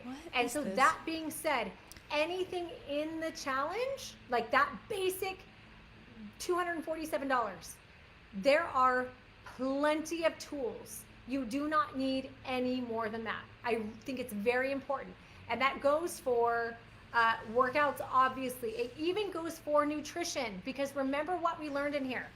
What we learned in here. Gulp water. Yes, you're here live, MJ. Hi. What we learned in this group is sometimes less is more, right? And so sometimes when we try and take on too much, it's not good for us, right? So it all depends on where you're at. Now, that first challenge we did, where we only had 3 workout programs. We had no guests. It was me and Dave, and that was it. So we had 3 workout programs. We had just me and Dave in there, and we had the lives, of course, which were a lot of fun. And Dave is useless because he knows nothing about anything, so it was basically just her. And we had a couple resources. We did not have as many free resources back then as we do now. So then every single time we listen to the feedback and we add. So that being said, there are more programs now. There are more programs now in the challenge available only by demand, okay? But they're not programs that you have to see success. I want to make sure that is crystal clear. I am anything but crystal clear. Okay, this is what she said. The challenge itself is $247. Within that, it has grown and there's more resources, there's more programs in the challenge. And nutrition. Remember what we learned in here in nutrition? I don't know. All I saw was gulp water. Protein is good. That's all I saw. I'm confused. Thanks, Amy. Now, here's what usually happens. People usually do the first challenge. Some people go all in. Like we had people going all in. Lisa Humphreys went all in, did first challenge. She did nutrition education. She did VIP mastermind, right? She did all, and she saw great success. Very great. She's rich. Success. But some people do the challenge itself the first time and they stick with the baby steps because that's very important. And someone had said, can you change when you go in? Yeah, you can change. If you get in and you're like, okay, wait, I think this might be an add-on, you can do that. But you don't have to. And maybe do this whole next challenge exactly like it is. And then you'll know when you're ready for more. But I'm going to keep emphasizing that less is sometimes more. Know that so let's talk about the difference in nutrition. So the challenge itself has the challenge itself really great free nutrition resources. Good. Okay. Nutrition guides. We have a thing called a... But not the real guides. They have guides, but not the guide that's an add-on for $47. Start Here guide. Inside of the Start Here guide, I actually teach how to create a balanced meal. I teach you and this is include 1 piece of a donut, 1 cotton candy flavored Boost hydration protein energy shake. Pay me. I've taught you something. Included with the challenge. We even give you food logs so you can track. And it is the way that Okay, you know what that means? Probably a piece of paper a PDF that they put lines on is like what I ate today. Is probably what that means. I believe everybody should start. Okay? So, and we teach you what proteins are, what carbs, what fats are. So this is all in the Start. We know. Even if you're overweight, you know what a protein is, you know what a carb is as an adult person. Your guide. It's a very simple guide because less is more when you're not sure where to start. I actually believe everybody should start there. Okay. Now. Okay. Got it. This is all in the challenge. Let me just be clear. That's in the challenge. Now, if someone is like, the only reason I create, there's a separate course that is an upgrade that you do not need. It's a separate course that's an upgrade that you do not need. But it was a course I created by demand. Now, in this course, the lawnmower is outside. Premium, which you do not need. Dave Ramsey's outside mowing her lawn. Better than I deserve. I gotta make this money back. When worlds collide. Because you have free resources in the challenge itself, but in the nutrition education add-on, it is actually 2 to 2.5 hours a week. So understand, it is a separate course. There's a whole course, and we actually dive deep into nutrition.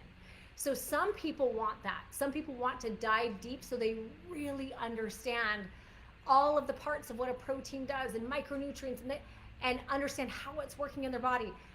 But that's a course that you don't have to have. So I hope I'm making it clear. I think there's been a lot of confusion there. Does the challenge have sufficient? And so I think that is that I think is $400 extra or something, $500 extra or something like that. Because somebody in the group was like, I purchased the nutrition. I thought it was supposed to be $40. And I just got charged $500 extra.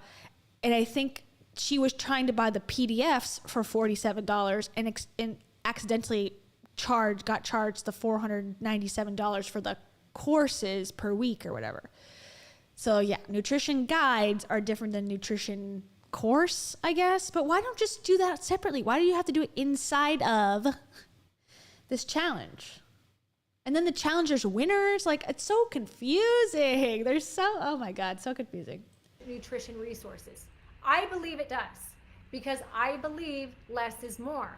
But it also has, so So if less is more, then just do this on the side later. You have free time. Do it on day 61. Release this nutrition class on demand. I don't know. Okay, whatever. We have that free Start Here guide that walks you through the basics. Then after you have time for that to settle in and habits to form, then Casey, I love what you said. You said first 2 rounds I did basic, and the third time I did nutrition education. It was so worth it. I love that you just said that, Casey, because the first 2 rounds you did basic, and that was probably the best way for you to do it, was basic first, right? Then you are ready. You'll know when you're ready. And you might be in the challenge, be like, oh, I'm ready now. But you also might be in the challenge and be like, this is enough. And you have to listen to yourself. Like, is it enough, right?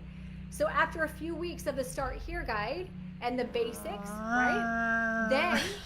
Then another free resource is we unlock another nutrition guide for you. And then after a few more weeks, then we unlock the final nutrition guide. And that is all free. That's all free once you pay the $250. Okay. Included in the challenge, okay? Now, remember, nutrition education is a couple different things. Nutrition education premium is an upgrade. Oh my God. It's an add-on because it's a lot more of my team. Nutrition education premium is extra. Okay. Team's time. It's a lot of my time. How much? And it's awesome. But that's only if you're ready to go deep into nutrition. So I think there's some confusion around that. It has 2.5 hours a week, 2 to 2.5 hours a week of content. It's a lot. Of course material. It's too much. And then I go on for at least an hour, either me or my nutrition coach, to live answer your Q&As, your questions, and give you answers. What does she know about nutrition? I've never seen her eat, ever. Answers to them. So after we've done a topic for the whole week, then I get on and I say, hey, is this resonating? What can I help you with? What didn't make sense? And also, with the upgrade, you get there's a separate group that will be in. A separate group? Questions. Anyway. Jesus. So this is I was like, okay, the group, the whatever is fine. It's not worth the money that they're charging, but it's probably helpful in some way. Now I'm convinced that it's not helpful at all and that it's like actually a clusterfuck once you get in there. And this is by her own admission. Like, I would not have thought that. And now I definitely think that. Like, you're in a separate group. I cannot imagine. Now I understand why she's so full of chaos. Like, no wonder.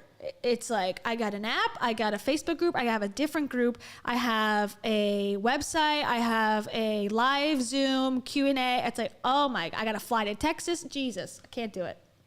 It's stressing me out. So that being said, so that's a good question. Someone just said, Mary said, does premium offer one-on-one?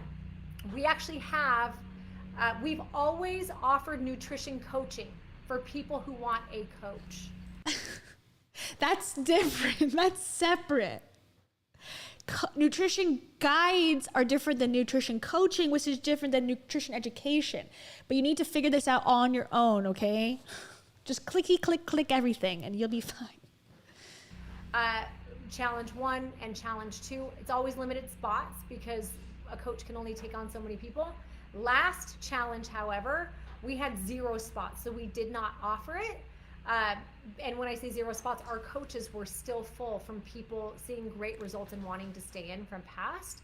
So we have been, over the past couple of challenges, training. We do have one nutrition coach that will take on a limited number of spots, but we probably won't open that up until the challenge begins because we're adding clients and we'll see how many spots she has when we get to that spot. How much is that? But Mary, if you're like, hey, I want a coach, I would email support@customerservice.net or support@HeidiPowell.net. Support@customerservice.net. Just wait several years for a reply. And let her know, because we actually do have a list going for people, and they get notified first when a spot with a nutrition coach opens up. So I hope that makes sense, you guys. Hold on, let me go back to my comments. Does not. It does not. Does not clarify anything for me. Yeah. Jeannie, if you did nutrition and you just want to do basic, of course, go do a refund. Email support@HeidiPowell.net and do the refund. You do not need She's gonna start nutrition. crying. You might want it as you get in, or you might want it the next time you do it, but you can go in, you don't need it. The challenge itself as it is awesome. Okay, so let me talk in now. Let's just go to the Get Fit Challenge. What do you get with the Get Fit Challenge? So we can be very specific. Oh, there's so many good questions. Carrie says, will we be able to get optimal specific macros in basic, or do we need to add on to that? Specific macros are a thing. So there's 2 ways to get specific macros for you individually.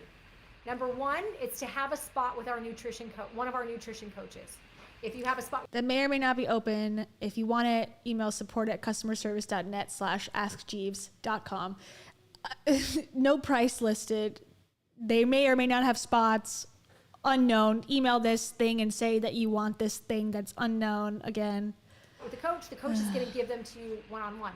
Number 2, in nutrition education, about halfway through, a little over halfway through, we get to the topic of macro counting. And then what I do in there is I teach you how to figure out all your own numbers, and we do it live. So that is a part of nutrition education. I couldn't give it to everybody because that would confuse everyone. So we have 4 weeks of build up to lay the foundation of what nutrition is. But it's a big process because they teach you how to do your RMR, your TDEE, all that stuff. That is nutrition education. Your what? Or if you have a nutrition coach, they can do that for you without they will educate you too, but they'll do it for you, if that makes sense. Okay, so inside of the Get Fit community, with no add-ons, no add-ons, basic, what you get is access to the private Facebook community, which is a party. I'm telling but not the nutrition one. That's a different access. You think you've seen it in this, you just wait. And it's all, what's so cool is these are people who are committed to growth for themselves, and many of them have been committed for many months, even a year. Many have been in this for a long time. It's not a bad thing, kind of, though. Like 60-day challenge. In 60 days, you find results that are mind-blowingly amazing. They've been doing this for a year. And they're still doing it because it did not work. They are trying again. It's like, ooh, that's kind of like a bad advertisement, I think, for some people. For me, I would be like, okay, so why don't you just do a year challenge then? So then number 2, I'll get to that. Cost, time, amount of members. I'll go into that too. Cost, time, amount of members. Don't let me forget. The second thing you are getting is brand new. No one else gets this. You're getting access to my Show Up app during the duration of the challenge. Show Up app. Oh, she dropped the name. Hey, she didn't say the name yet. Interesting. But it's going to be all workouts? Weird. Her Show Up thing is more about, well, from what I understood, is more about butterflies and caterpillars and butterflies and bettering yourself emotionally. So I'm surprised she's using that naming for the fitness app. Okay. So you'll have access to the app during the duration, in which our new Bodyweight Basics program is in there, in that app. Very easy to use. It's amazing, user-friendly. It's so awesome. I actually talk you through, I break down how the workouts kind of like I do on lives here. Very fast though. So like a video might be a couple minutes instead of an hour. So if you're like, how do I do this workout? Click the button. I talk you through what it is. So as far as time, there's less time. Yeah, thank you. If I'm going to try to do like a dumbbell workout, I don't have an hour to spend listening about your golf swing, please. The next thing, you get access to our Get Fit portal. So the Get Fit portal has the remaining 4 of our workout programs. So it has our at-home program, which is one of the best, one of the ones people do the most. Has our women's in gym program. So if you want to work out in the gym, has the men's gym program, and this is all with the basic challenge. And then it has the 9-week Baby Got Back glute program. All of those programs are in the portal. Every single program in the portal has. But is the portal the app or is the portal the website? And also, what am I actually doing in the boot camp? Or not? Oh my God, I'm confusing myself. What am I actually doing in the challenge? Because isn't the challenge like you're supposed to do the same thing as everyone else, so everyone's on the same page, so everyone can support each other. But now we're saying we're doing different programs. As a daily video from me going through exactly what the workout is, okay? Also, every single move in the portal, it breaks it down super easily. There's PDFs that you have to print out your workout. I would never work out again. If this is my only option to work out, I would never work out. Sorry. I need it to be simple. Tell me what to do. That's why I go to class like at Crunch, because like I used to go to 24-hour fitness, but now I go to Crunch, and it's like just like show me literally. Just, okay, I'm watching the instructor lift a dumbbell. Perfect, excellent. You know, she'll come around and look like, okay, good, you're doing it good. That's what I need. This shit would confuse me. It's confusing me now. Too many portals, too many videos. Is this vertical video? Is this horizontal video? Like, ugh.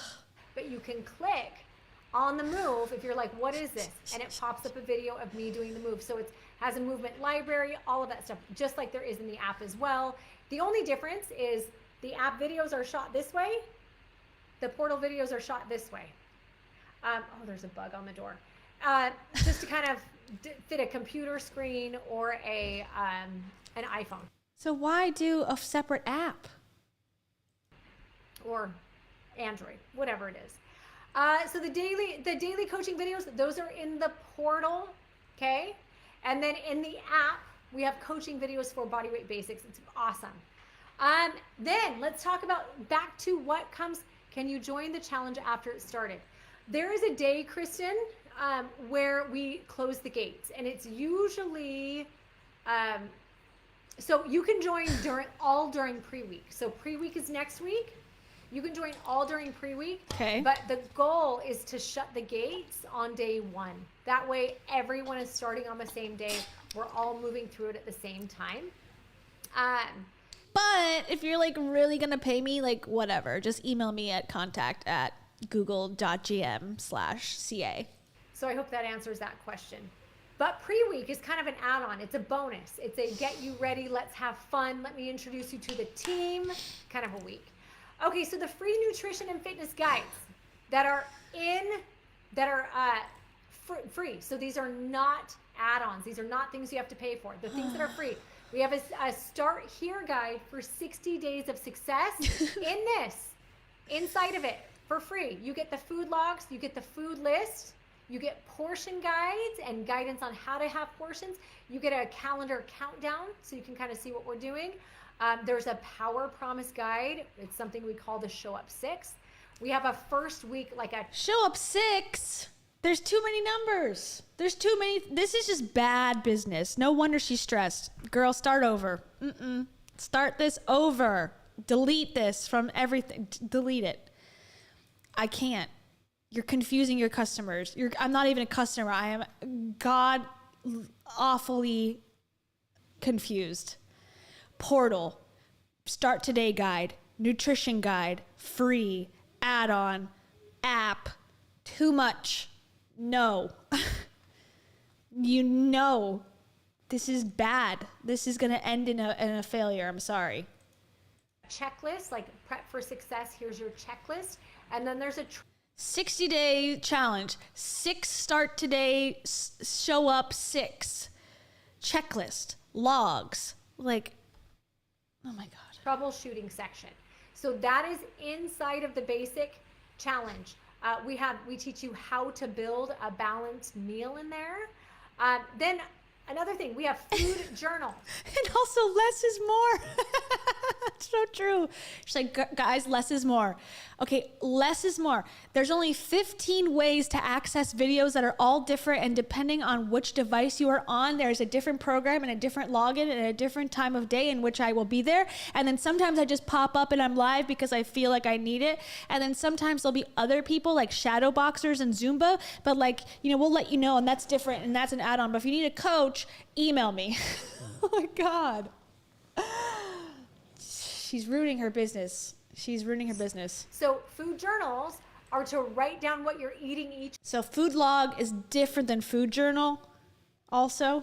Meal, and to take note of biofeedback, aka how you're feeling, your energy level, sleep, etc. So that is included with the challenge. We have Get Fit workout logs. So Get Fit workout logs These are to track workouts so you know how you're progressing each week. We have a simple movement and modification guide. So there's a whole guide devoted to simple movements and modifications, so you can substitute anything. Cool. Now, again, in the app, we'll have, or the Bodyweight Basic program, we'll have a breakdown of those even more. Okay, wait. So she's like, oh wait, the app. I mean, the Bodyweight program. Like, okay, so it's not the app, or is it? But we also have a guide for those people that like to print it. Also, we have 2 other nutrition guides that are unlocked as time goes on. No. So the other guides that are unlocked as time goes on, No. I'm not going to talk about them now. Good. But it does graduate you up. So if you feel by the end like you're ready for carb cycling, we have an entire guide devoted to carb cycling that's unlocked for you. Cool? And the only reason we don't give this up front anymore is because it caused too much confusion. If you're new, carb cycling is not a thing you want to start with in the sense that I give it. It can be too confusing. We want simple and basic. Jeez. So I hope that makes sense. Now, with the... It doesn't. Once again, it does not make sense. I don't know what carb cycling is necessarily, but it does sound like it's like a non-beginners type thing. Like, we're going to teach you how to balance a meal. And then we're going to teach you this totally different thing called carb cycling, which has nothing to do with, building a balanced diet. It's totally different. It's for building your body for, body weight championships or something. I don't know. That's just my guess. She's not explaining it, so I can't say for sure. Facebook Lives.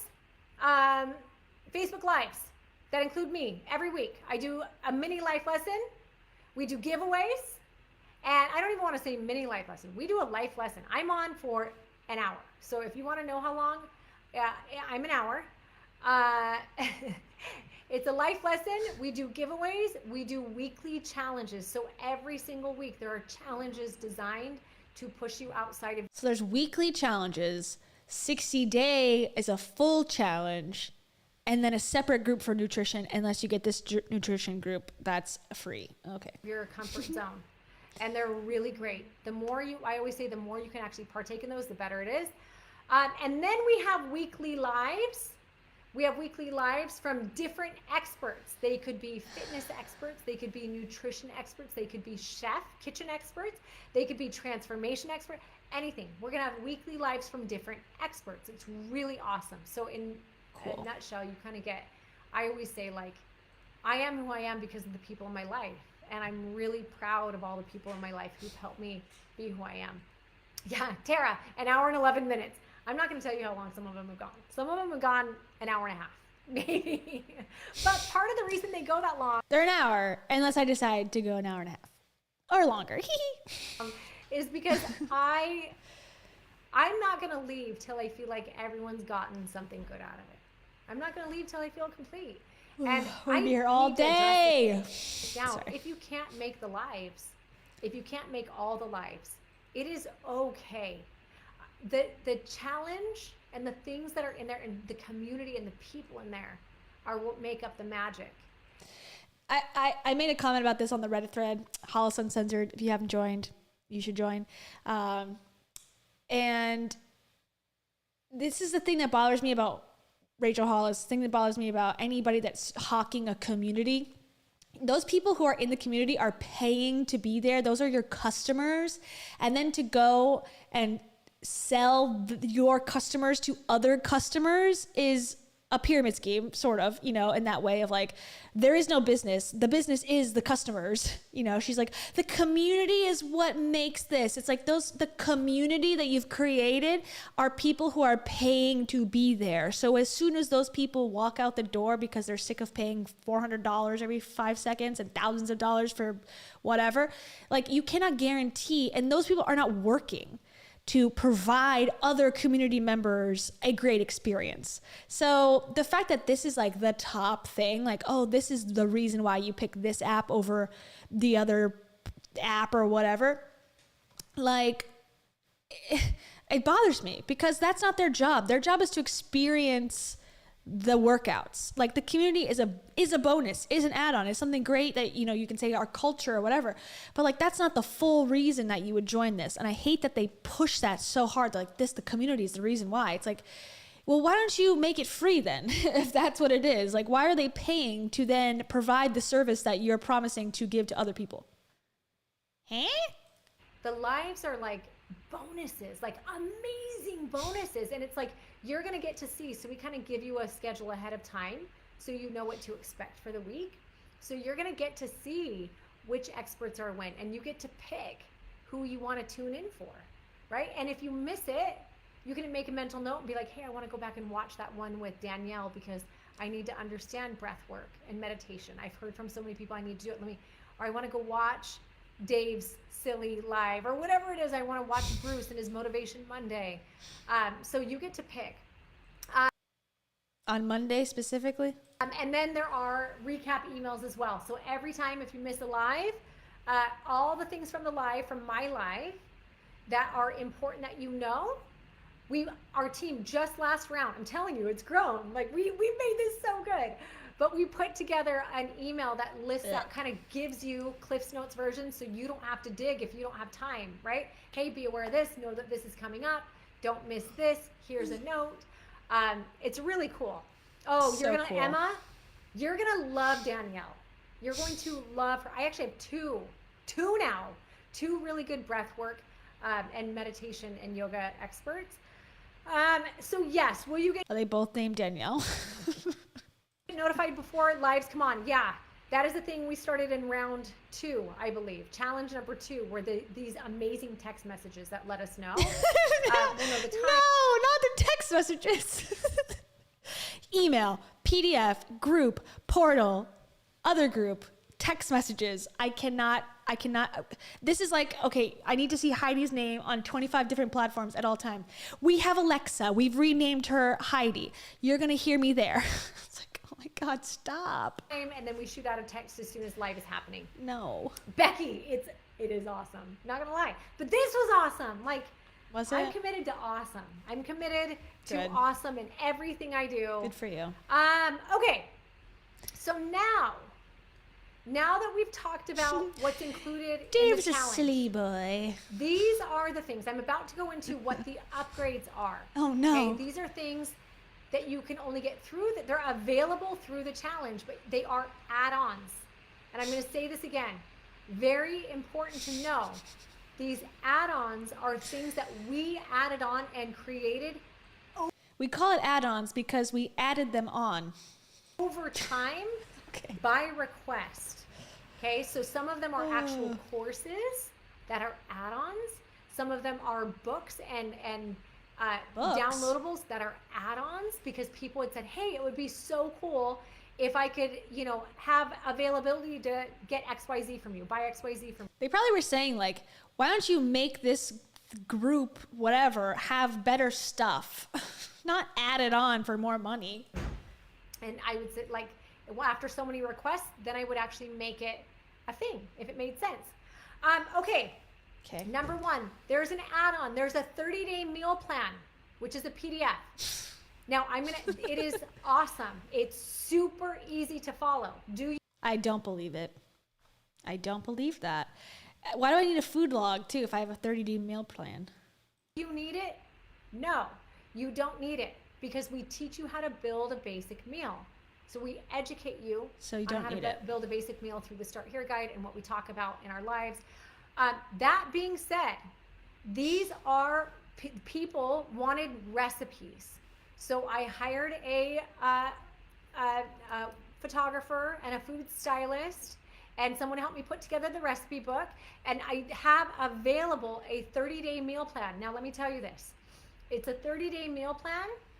I believe halfway through, I believe we drop you more recipes. It's what we're trying to figure out right now. But I have more recipes but I don't want to give them all at once because it will be confusing, right? So the 30-day. Why would it be confusing to get 30 days of meals? Also, why don't you just make it like 60 days? It's a 60-day challenge. Why would you only give 30 days of meals? You're supposed to just like eat the same stuff again, I guess. Boring. Meal plan, and you can repeat it, or you can do the 30-day meal plan, and then when we drop you the more recipes, you can do that. Oh, so it's 30 recipes, and then they're going to drop more recipes? How many more recipes? 30 more? Or you don't know? Why is this confusing? This seems like a very simple thing. 30 days or not? Or how many days do you get? I don't know. That is an add-on, okay? That meal plan carb cycles you. So it does not explain carb cycling, but it carb cycles you. So if you follow it to the T, you'll be doing my classic cycle, okay? That is an add-on. Also an add-on, nutrition education. There are 2 different types of nutrition education, okay? Why? I don't know how it's set up right now, the cart. We'll get in, because again, we haven't even announced to the public yet. But there are 2 different kinds of nutrition education. There's one, which is self-guided, so you go through it at your own pace, right? That's how the very first group. Oh, I know, Amelia.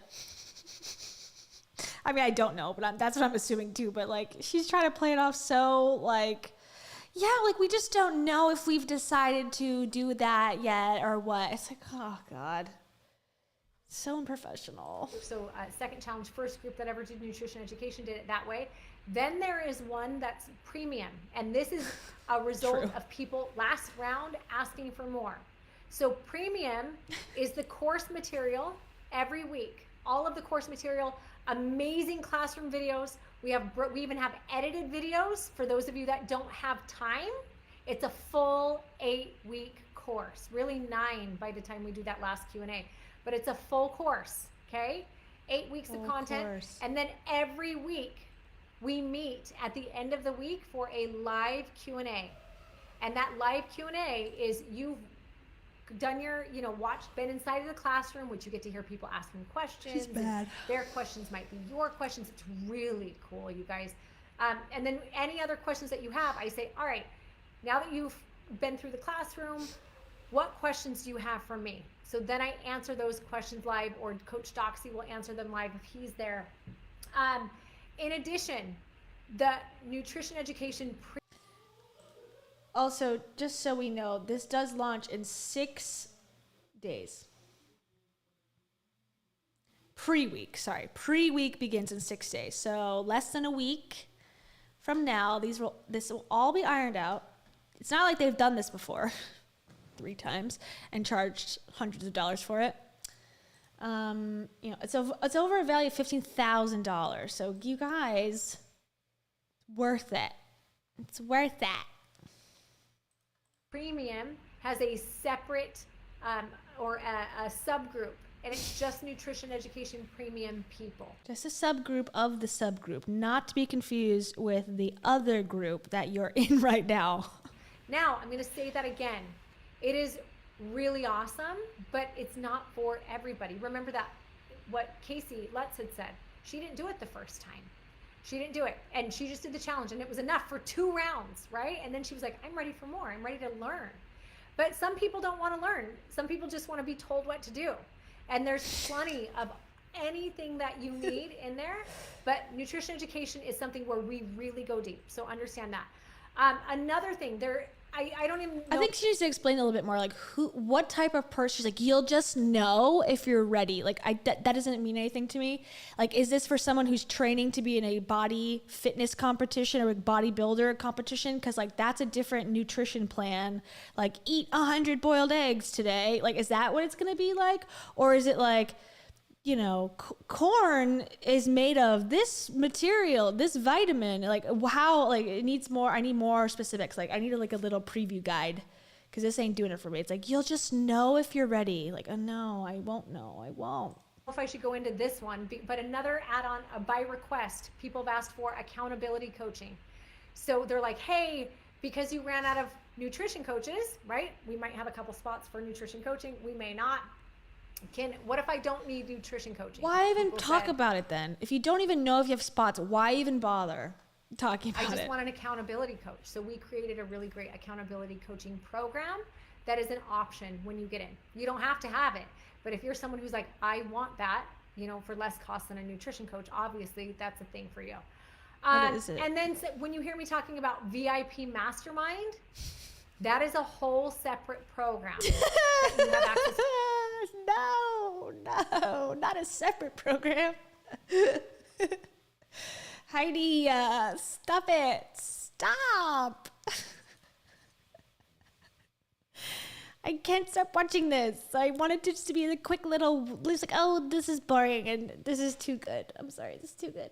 This is not. I understand this so much more now. I understand nothing about what this program is, but I understand so much more about her and so much more about the future of this project is probably going to not go forward much longer. Through the challenge, and it is for very few people. I believe we only have a few spots left in it. I'm not even going to talk much about it right now, but we have guests. So I teach every other week, and then on the other week, so our guests are like Amy Purdy is going to be a guest, Drew Manning is a guest. Wait, is this through Zoom? I thought she said it was going to be an in-person thing. I thought this was an in-person event. What the hell? Hold on. Gotta go back. She starts like getting nervous because she's like, ooh, because this is the $5,000 program. You know, for less cost than a nutrition coach, obviously. I went that's back. A thing for you. And then when you hear me talking about VIP Mastermind, that is a whole separate program that you have access to through the challenge, and it is for very few people. I believe we only have a few spots left in it. Why? Why would you have a few spots left? I mean, I know it's $5,000, but like, it doesn't make sense. Okay, a few spots left, maybe. She's not going to talk about it. I thought this was an in-person event. I'm going to talk much about it right now, but we have guests. So I teach every other week, and then on the other week, so our guests are like Amy Purdy is going to be a guest, Drew Manning is a guest, Dave is a guest, and Mel Robbins. Do you know who Mel Robbins is? She's one of our guests. On Zoom or in person? This matters to the pricing. Actually, this week we have Jack Canfield, who is... I met him before. He's actually like a nice person, but like definitely a scammer artist for sure. Jack. I mean, sure, they're all nice people. They're rich people. They're nice. They're going to, especially if they don't know you, they're like, oh, hi, how are you? How's it going? Like, they're all nice, but they're all scammers still at the end of the day. Canfield is Chicken Soup for the Soul. He's our final guest for the last round, and we're doing it this week because we had to reschedule. But so that's Mastermind. So you're doing it, wait, what? Hold on. Explain that scheduling thing, please. Jack Canfield is Chicken Soup for the Soul. He's our final guest for the last round, and He's our final guest for the last round. Okay. We're doing it this week because we had to reschedule. But so that's Mastermind. Mastermind is about an hour and a half, sometimes 2 hours a night, one night a week. What? You quit your jobs. Everyone quit your jobs. You need to lose weight, quit your jobs. That's the only way to do it. This is the simplest, less is more approach. Quit your entire job. Learn everything you need to possibly learn. Spend thousands of dollars on this online group. Be friends with people, and this will change your life. It's the only program that works. It's so simple, so easy. It's 7 hours a night. God. Okay, wait. I'm sorry. I need to go back again. I'm very confused. More so. This week because we had to reschedule. But so that's Mastermind. Mastermind is about an hour and a half, sometimes 2 hours a night. But what's the in-person event? When is that? One night a week. And we really go into some awesome, deep, yes. You know. It does? I missed that? No, it said a one-day in-person event. I'm not listening to myself. I'm an idiot. I don't know anything. Okay, let me go back. I'm sorry, I need to take a break. I need to look at this thing and see what it says, because I swear to Garsh that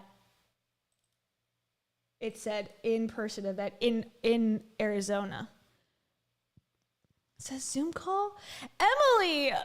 Stop! Stop telling the truth. Stop telling the truth. What's her name? Heidi Powell. Stop telling the truth about me. Okay, hold on. Oh my God, you're so right. Well, it doesn't say anything here, but this is what it says. Nothing. Wow. Yeah, one day in person. Okay. But this to me looked like a event, like a, like, hey, come to this hotel. So they're already going to speak once a week, and then they're going to hear them speak again. Pizza? Yeah. I was thinking pizza. Thank you. I'm going to learn how to lose weight, though, after that. I'm going to join this group. Okay. I'm going to join this PDF group portal. Okay, sorry. So it's virtual and it's in person one day. Okay. I totally understand now. Thank you for the clarification. Dave's with Mel right now. He actually just sent me a video. He is with Mel, working on her business. Anyway. What the fuck? Dave is with Mel right now, working on her business. What is he? She's going to make a Disney movie or something? The 5-second rule, Pixar's newest hit. You just count down from 5 and then you get out of bed. Oh, that's me. I'm Mel Robbins. I wear glasses. I'm Mel Robbins. I have a rule. It's called High Five, and it's countdown from 5, and I made $1 million. All right, I'm sorry. Back. So yes, that's what VIP Mastermind is. And then because it's a tight-knit group of people, at the end of the challenge, we do an in-person mastermind. So we actually all sit in a room all day. Great. And we get to share and coach, and it's awesome. Mel Robbins is going to sit in a room all day. All right. She says she's worth $100,000 an hour, so cool. Awesome. But that is a separate thing. So know that is a big add-on, and it is a thing that is not for it is only for the people who are like, I am ready to go as deep as I need to go to make. I mean, it's a commitment. It is a commitment. But all of those, just to be clear, all of those are add-ons. And let me just say, all of those things you do not need. None of them do you need. Including this challenge. Just don't buy anything, please. My life is too chaotic. I can't keep up with any of it. Now, if it is right for you, this is the thing we can maybe talk about on the Zoom tomorrow. Oh, God. But also give yourself pre-week. Just go into the challenge as it is. Don't feel pressure. You're not going to miss out on anything. If you do the challenge exactly as it is, you're going to love it. You are going to have the greatest time, and you're going to have all the access to results. But go into pre-week, and you'll start to see if pre-week is a thing. Terry, are there openings? Is it a thing or is it not? God. I would like to say we have 10 minutes left of this video, so just so you know, sleeping purposes. For the mastermind, there are, I believe, 3 openings because we took the alumni, and then it was all the alumni actually, and we're pretty full. So once we get into pre-week again, we'll open up for the 3 remaining spots for the people who want it. Yeah, sure. But if you want to get on a list, anyone, you can always email support@HeidiPowell.net. Why? Shouldn't there be an easier system than emailing, like a tech support email? Okay. Let's see. Oh, for the FAQ page, we are working on it right now. The FAQ page, we're going to post, Val's going to go ahead and post it as soon as she can. Okay, and then let me see. Oh, I think that's it. Are those all my notes? Let me make sure. Okay. We have 6 programs, actually, I forgot about. Hold on, let me tell you about all of them. One is... Those are all of the notes, you guys. If you want an accountability coach, which Kathy Habke, who you see in this group, is one of our accountability coaches. We have Yvonne Holden is one. Sabrina. We have some really great accountability coaches. I can't give pricing right now because I'm not sure on it. I don't want to mess it up. I don't deal with the pricing stuff that much. What? What do you mean? Who does it? The Wizard of Oz? Like, who's doing it? This is Heidi's boot camp, Heidi's thing. This Davey, he does Mel Robbins' business now. He's going to do your business now, too. He does all the prices. He go out of town, too. He can't give prices now. I know it's $5,000 about. It's about $5,000. I don't know how much it could be, though. It might be like $5,000 maybe. I don't know. It's not my business. I don't know. Not mine. Not my business. Just my name on it. But whatever. Sorry. But it is, it is. Okay. It is 200, it's like 99 bucks a month or 200, maybe it's $100 a month. But it's so that. What is? Oh my God. But it is, it is. Coaches, I can't give The accountability is like $100 extra a month? And where is it priced a month? I'm not sure on it. I don't want to mess it up. I don't deal with the pricing stuff that much. But it is, it is. Okay. It is 200, it's like 99 bucks a month or 200, maybe it's $100 a month. But so it's either 99, 200 or 100. No one knows. No one knows. It's so that every single day in accountability coaching, I mean, we'll talk about it in the challenge, but every single day you have a coach who checks in on you. You actually get a really cool text message from the team with a fun fact or what, like something that helps your journey. We have a 6-point check system that your accountability coach will hold you to. Oh my God, a 6-point check system. No, I'm good. Yeah. It's awesome. Man. Heidi, can you buy Nutrition Ed without being in the challenge? Not right now. Now, let me say this. Just because you can't right now doesn't mean it'll always be that way. Because I realize that nutrition education is a thing that a lot of people need and want separate from the challenge. And so it is a thing that's been on my mind. I mean, who knows? Maybe someday. You know. You would know. You're the person who's running the show here. Who knows? I don't know. Who knows? Okay. But right now, I just don't. Yeah, the text accountability sounds like the same service, the same company that she's sending texts out about this boot camp to get you to like watch her lives is the same accountability. Hey, insert name here. You're doing great. Just checking in. Fun fact, gulp your water 10 times if you want to have more water.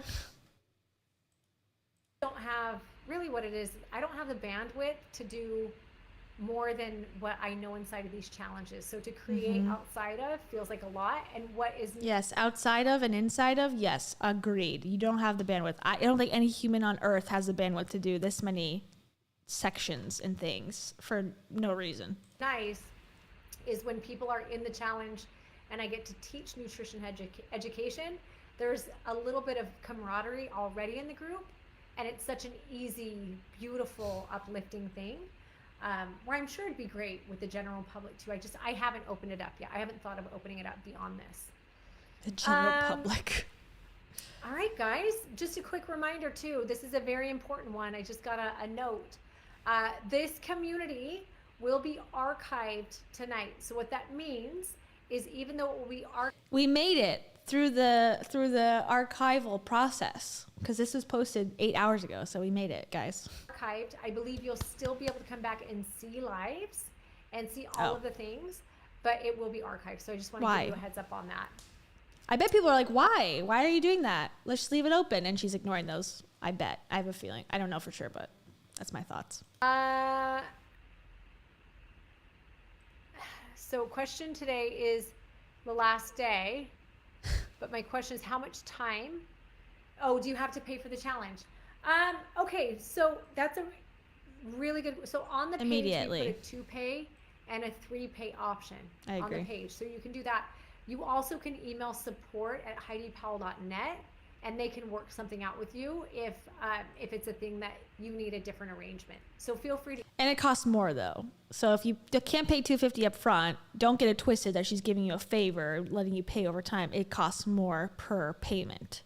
4 easy payments of $2.99, and if you can't afford that, 7 payments of $6.99. Like there's no favors in Heidiville. Email that. I see Heather asking if Alyssa did it right away or wait until the second challenge. She actually had to wait till the third challenge because I didn't have it available in the first or the second. So accountability coaching, that was a big by demand thing for the first 2 challenges. And so we finally, the team, we spent a lot of time building and getting it ready. And so that is now a thing. So, cool. I think, Val, how do you find archive? Oh, real quick, let me hit on this. Where'd it go? Someone had said, Kim asked, when does the new group open? It's open. So the new group is actually open. So if you like groups, this one is getting shut down because I say so. So the new group is $250 and you can join immediately. And we are verifying that you are actually a paid member because people love to try and sneak in. True. And it's a different vibe when they're people that aren't, people who are ready for the challenge. People who aren't pores. It's much better. When you request on Facebook, make sure you answer the questions. You have to give the email that you registered with, I believe. I can't remember. There's a few things you have to answer. That would make sense. You answer that. Oh my God. And once you answer, they will let you in the group. Cool? But yeah, Kim, you can go in there now. Yes, that's a big thing. Challenge group is already going. So it's going. Pre-week starts next week, but people are already in there just getting it. This is pre week. It's the pre week where we start working. Accustomed meeting everybody. Maybe. I don't know. All right. Did I miss anything? Yes, Val, the group archiving doesn't mean you'll lose access. You can view everything in here. You just can't make new posts. Perfect. Emma, thank you. Why? Says it's in your email, your welcome email linked. Okay, so the challenge group is in the email welcome note. Cool. All right, guys. Simple, sweet. I think that's it. Only took an hour. How long after what was that? You should actually be getting access anytime. Like it's open. So I think you're good, Kim. It is definitely open. All right, guys. I'm going to go ahead and head on out. I love you guys. I hope this answered a lot of your questions. I'm rooting for you. I'll talk to you soon. Okay, there's still 4 minutes left on this live. So I don't know if she didn't shut the camera off or what. Hopefully we'll win the challenge. But if not, you know what? Actually, before I leave. Oh, no. this might be the last live in here. And I want you guys to know just how awesome you are. And whether you move on to something else with me or you don't, this is amazing. And this is the thing that we'll always remember. I want you to remember to get those journals out.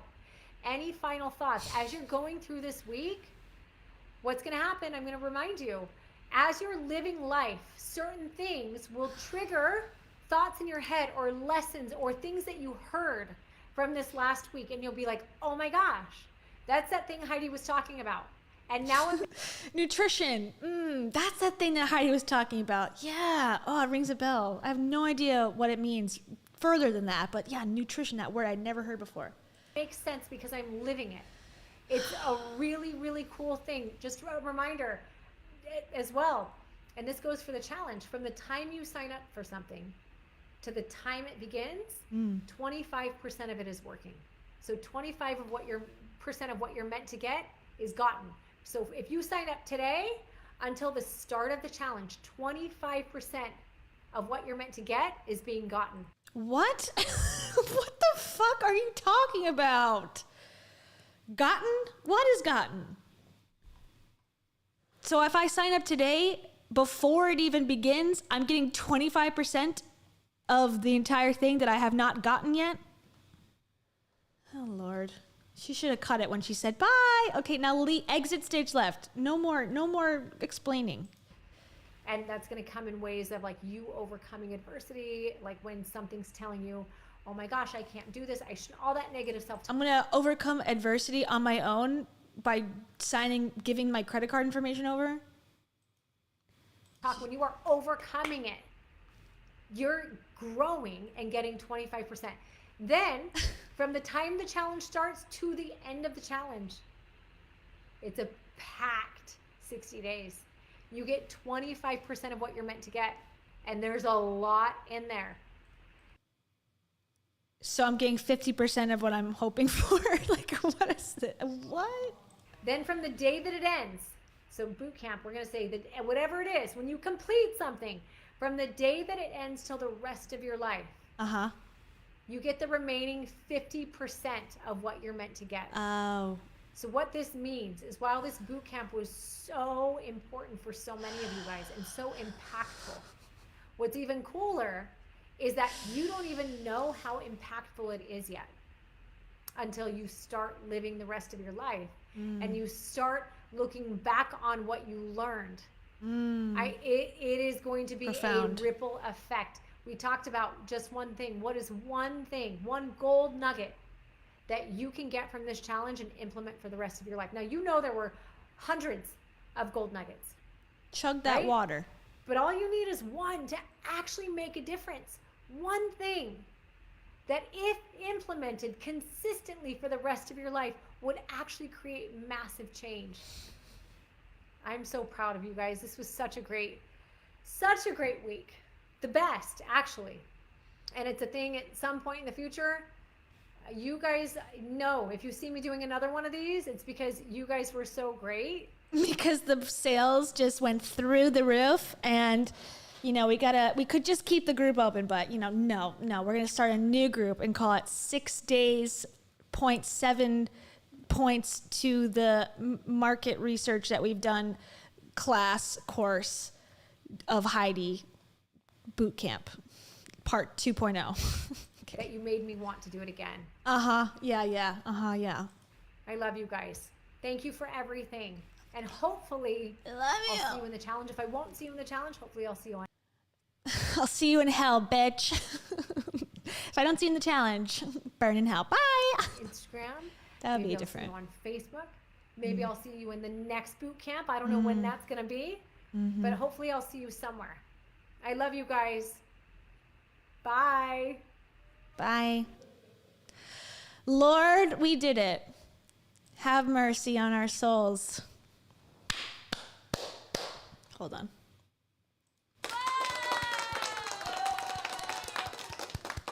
I learned a lot, and I comprehended nothing. Nada. Oh boy, she's rooting for you. Guys, I'm rooting for you. I'm rooting for you. I don't love you because I don't know you. Does Heidi love us? Bold-faced lie. You are going to marry Dave Hollis. That's the type of affirmations you'll get in this group. You repeat this mantra while you breathe and you do breath work in your home. You are going to marry Dave Hollis. If you believe it, you will receive it. Yes. Wow. We almost made 4 hours, and there's a separate live. If you missed the beginning of the Dave Ramsey live, if you're just joining us now, there's another live. And this is the new one. So you have 4 hours of content. It only cost you $2,000. I'm going to put the paywall up now and shut down this group. Shut down this live and put it behind a sanctioned group that will blow your minds, and you will get instantly, you've already seen 100% of the content that is going to be presented there. So basically, you know, just participate in the add-ons and we will all succeed sometime. Thank you, Mariette Flora. Mariette, that's a beautiful name. So many laughs inside of the stream. I tend to agree with that one. But it's probably because I'm, and maybe you. I am not emotionally stable. We're not emotionally stable. But There's a first for everything. do I really mean that? No. Okay. Oh, man. But Heidi wants to tell us. We're best friends. So it's true then, right? We must believe it if Heidi says it. After all of this is how I feel. I want to throw up. Hold on. It's true. Yes, there'll be a PDF of the chat that I will email to everybody, and through the email, I will send you the text alert that the email has come through. And then from there, you can join the portal with the login and password that I sent. But just remember, it's different than the other passwords. And you can only use numerical characters to sign up for the password. And all combinations of 8 characters have already been used, has already been gotten. So just keep that in mind when signing up. You don't really need it. You don't really need to watch any of this or do any of this. But, you know, if you want to be exploited, you know, we're here. We're here to do that. Thank you, Kelsey. Thank you for laughing and watching. And on that note, on Kelsey's note, she's gonna kick us off for the end. She's gonna kick us off to the end of this. Thank you for joining. If you want to watch Cringefluencers, Thursday, 12 p.m. Eastern Standard, we'll be talking about something. We'll let you know then. I think it's Cam's week to choose, so she'll tell you. And we'll be done with this live stream in 5, 4, 3, 2, 1. Clear, clear, clear. Peace out.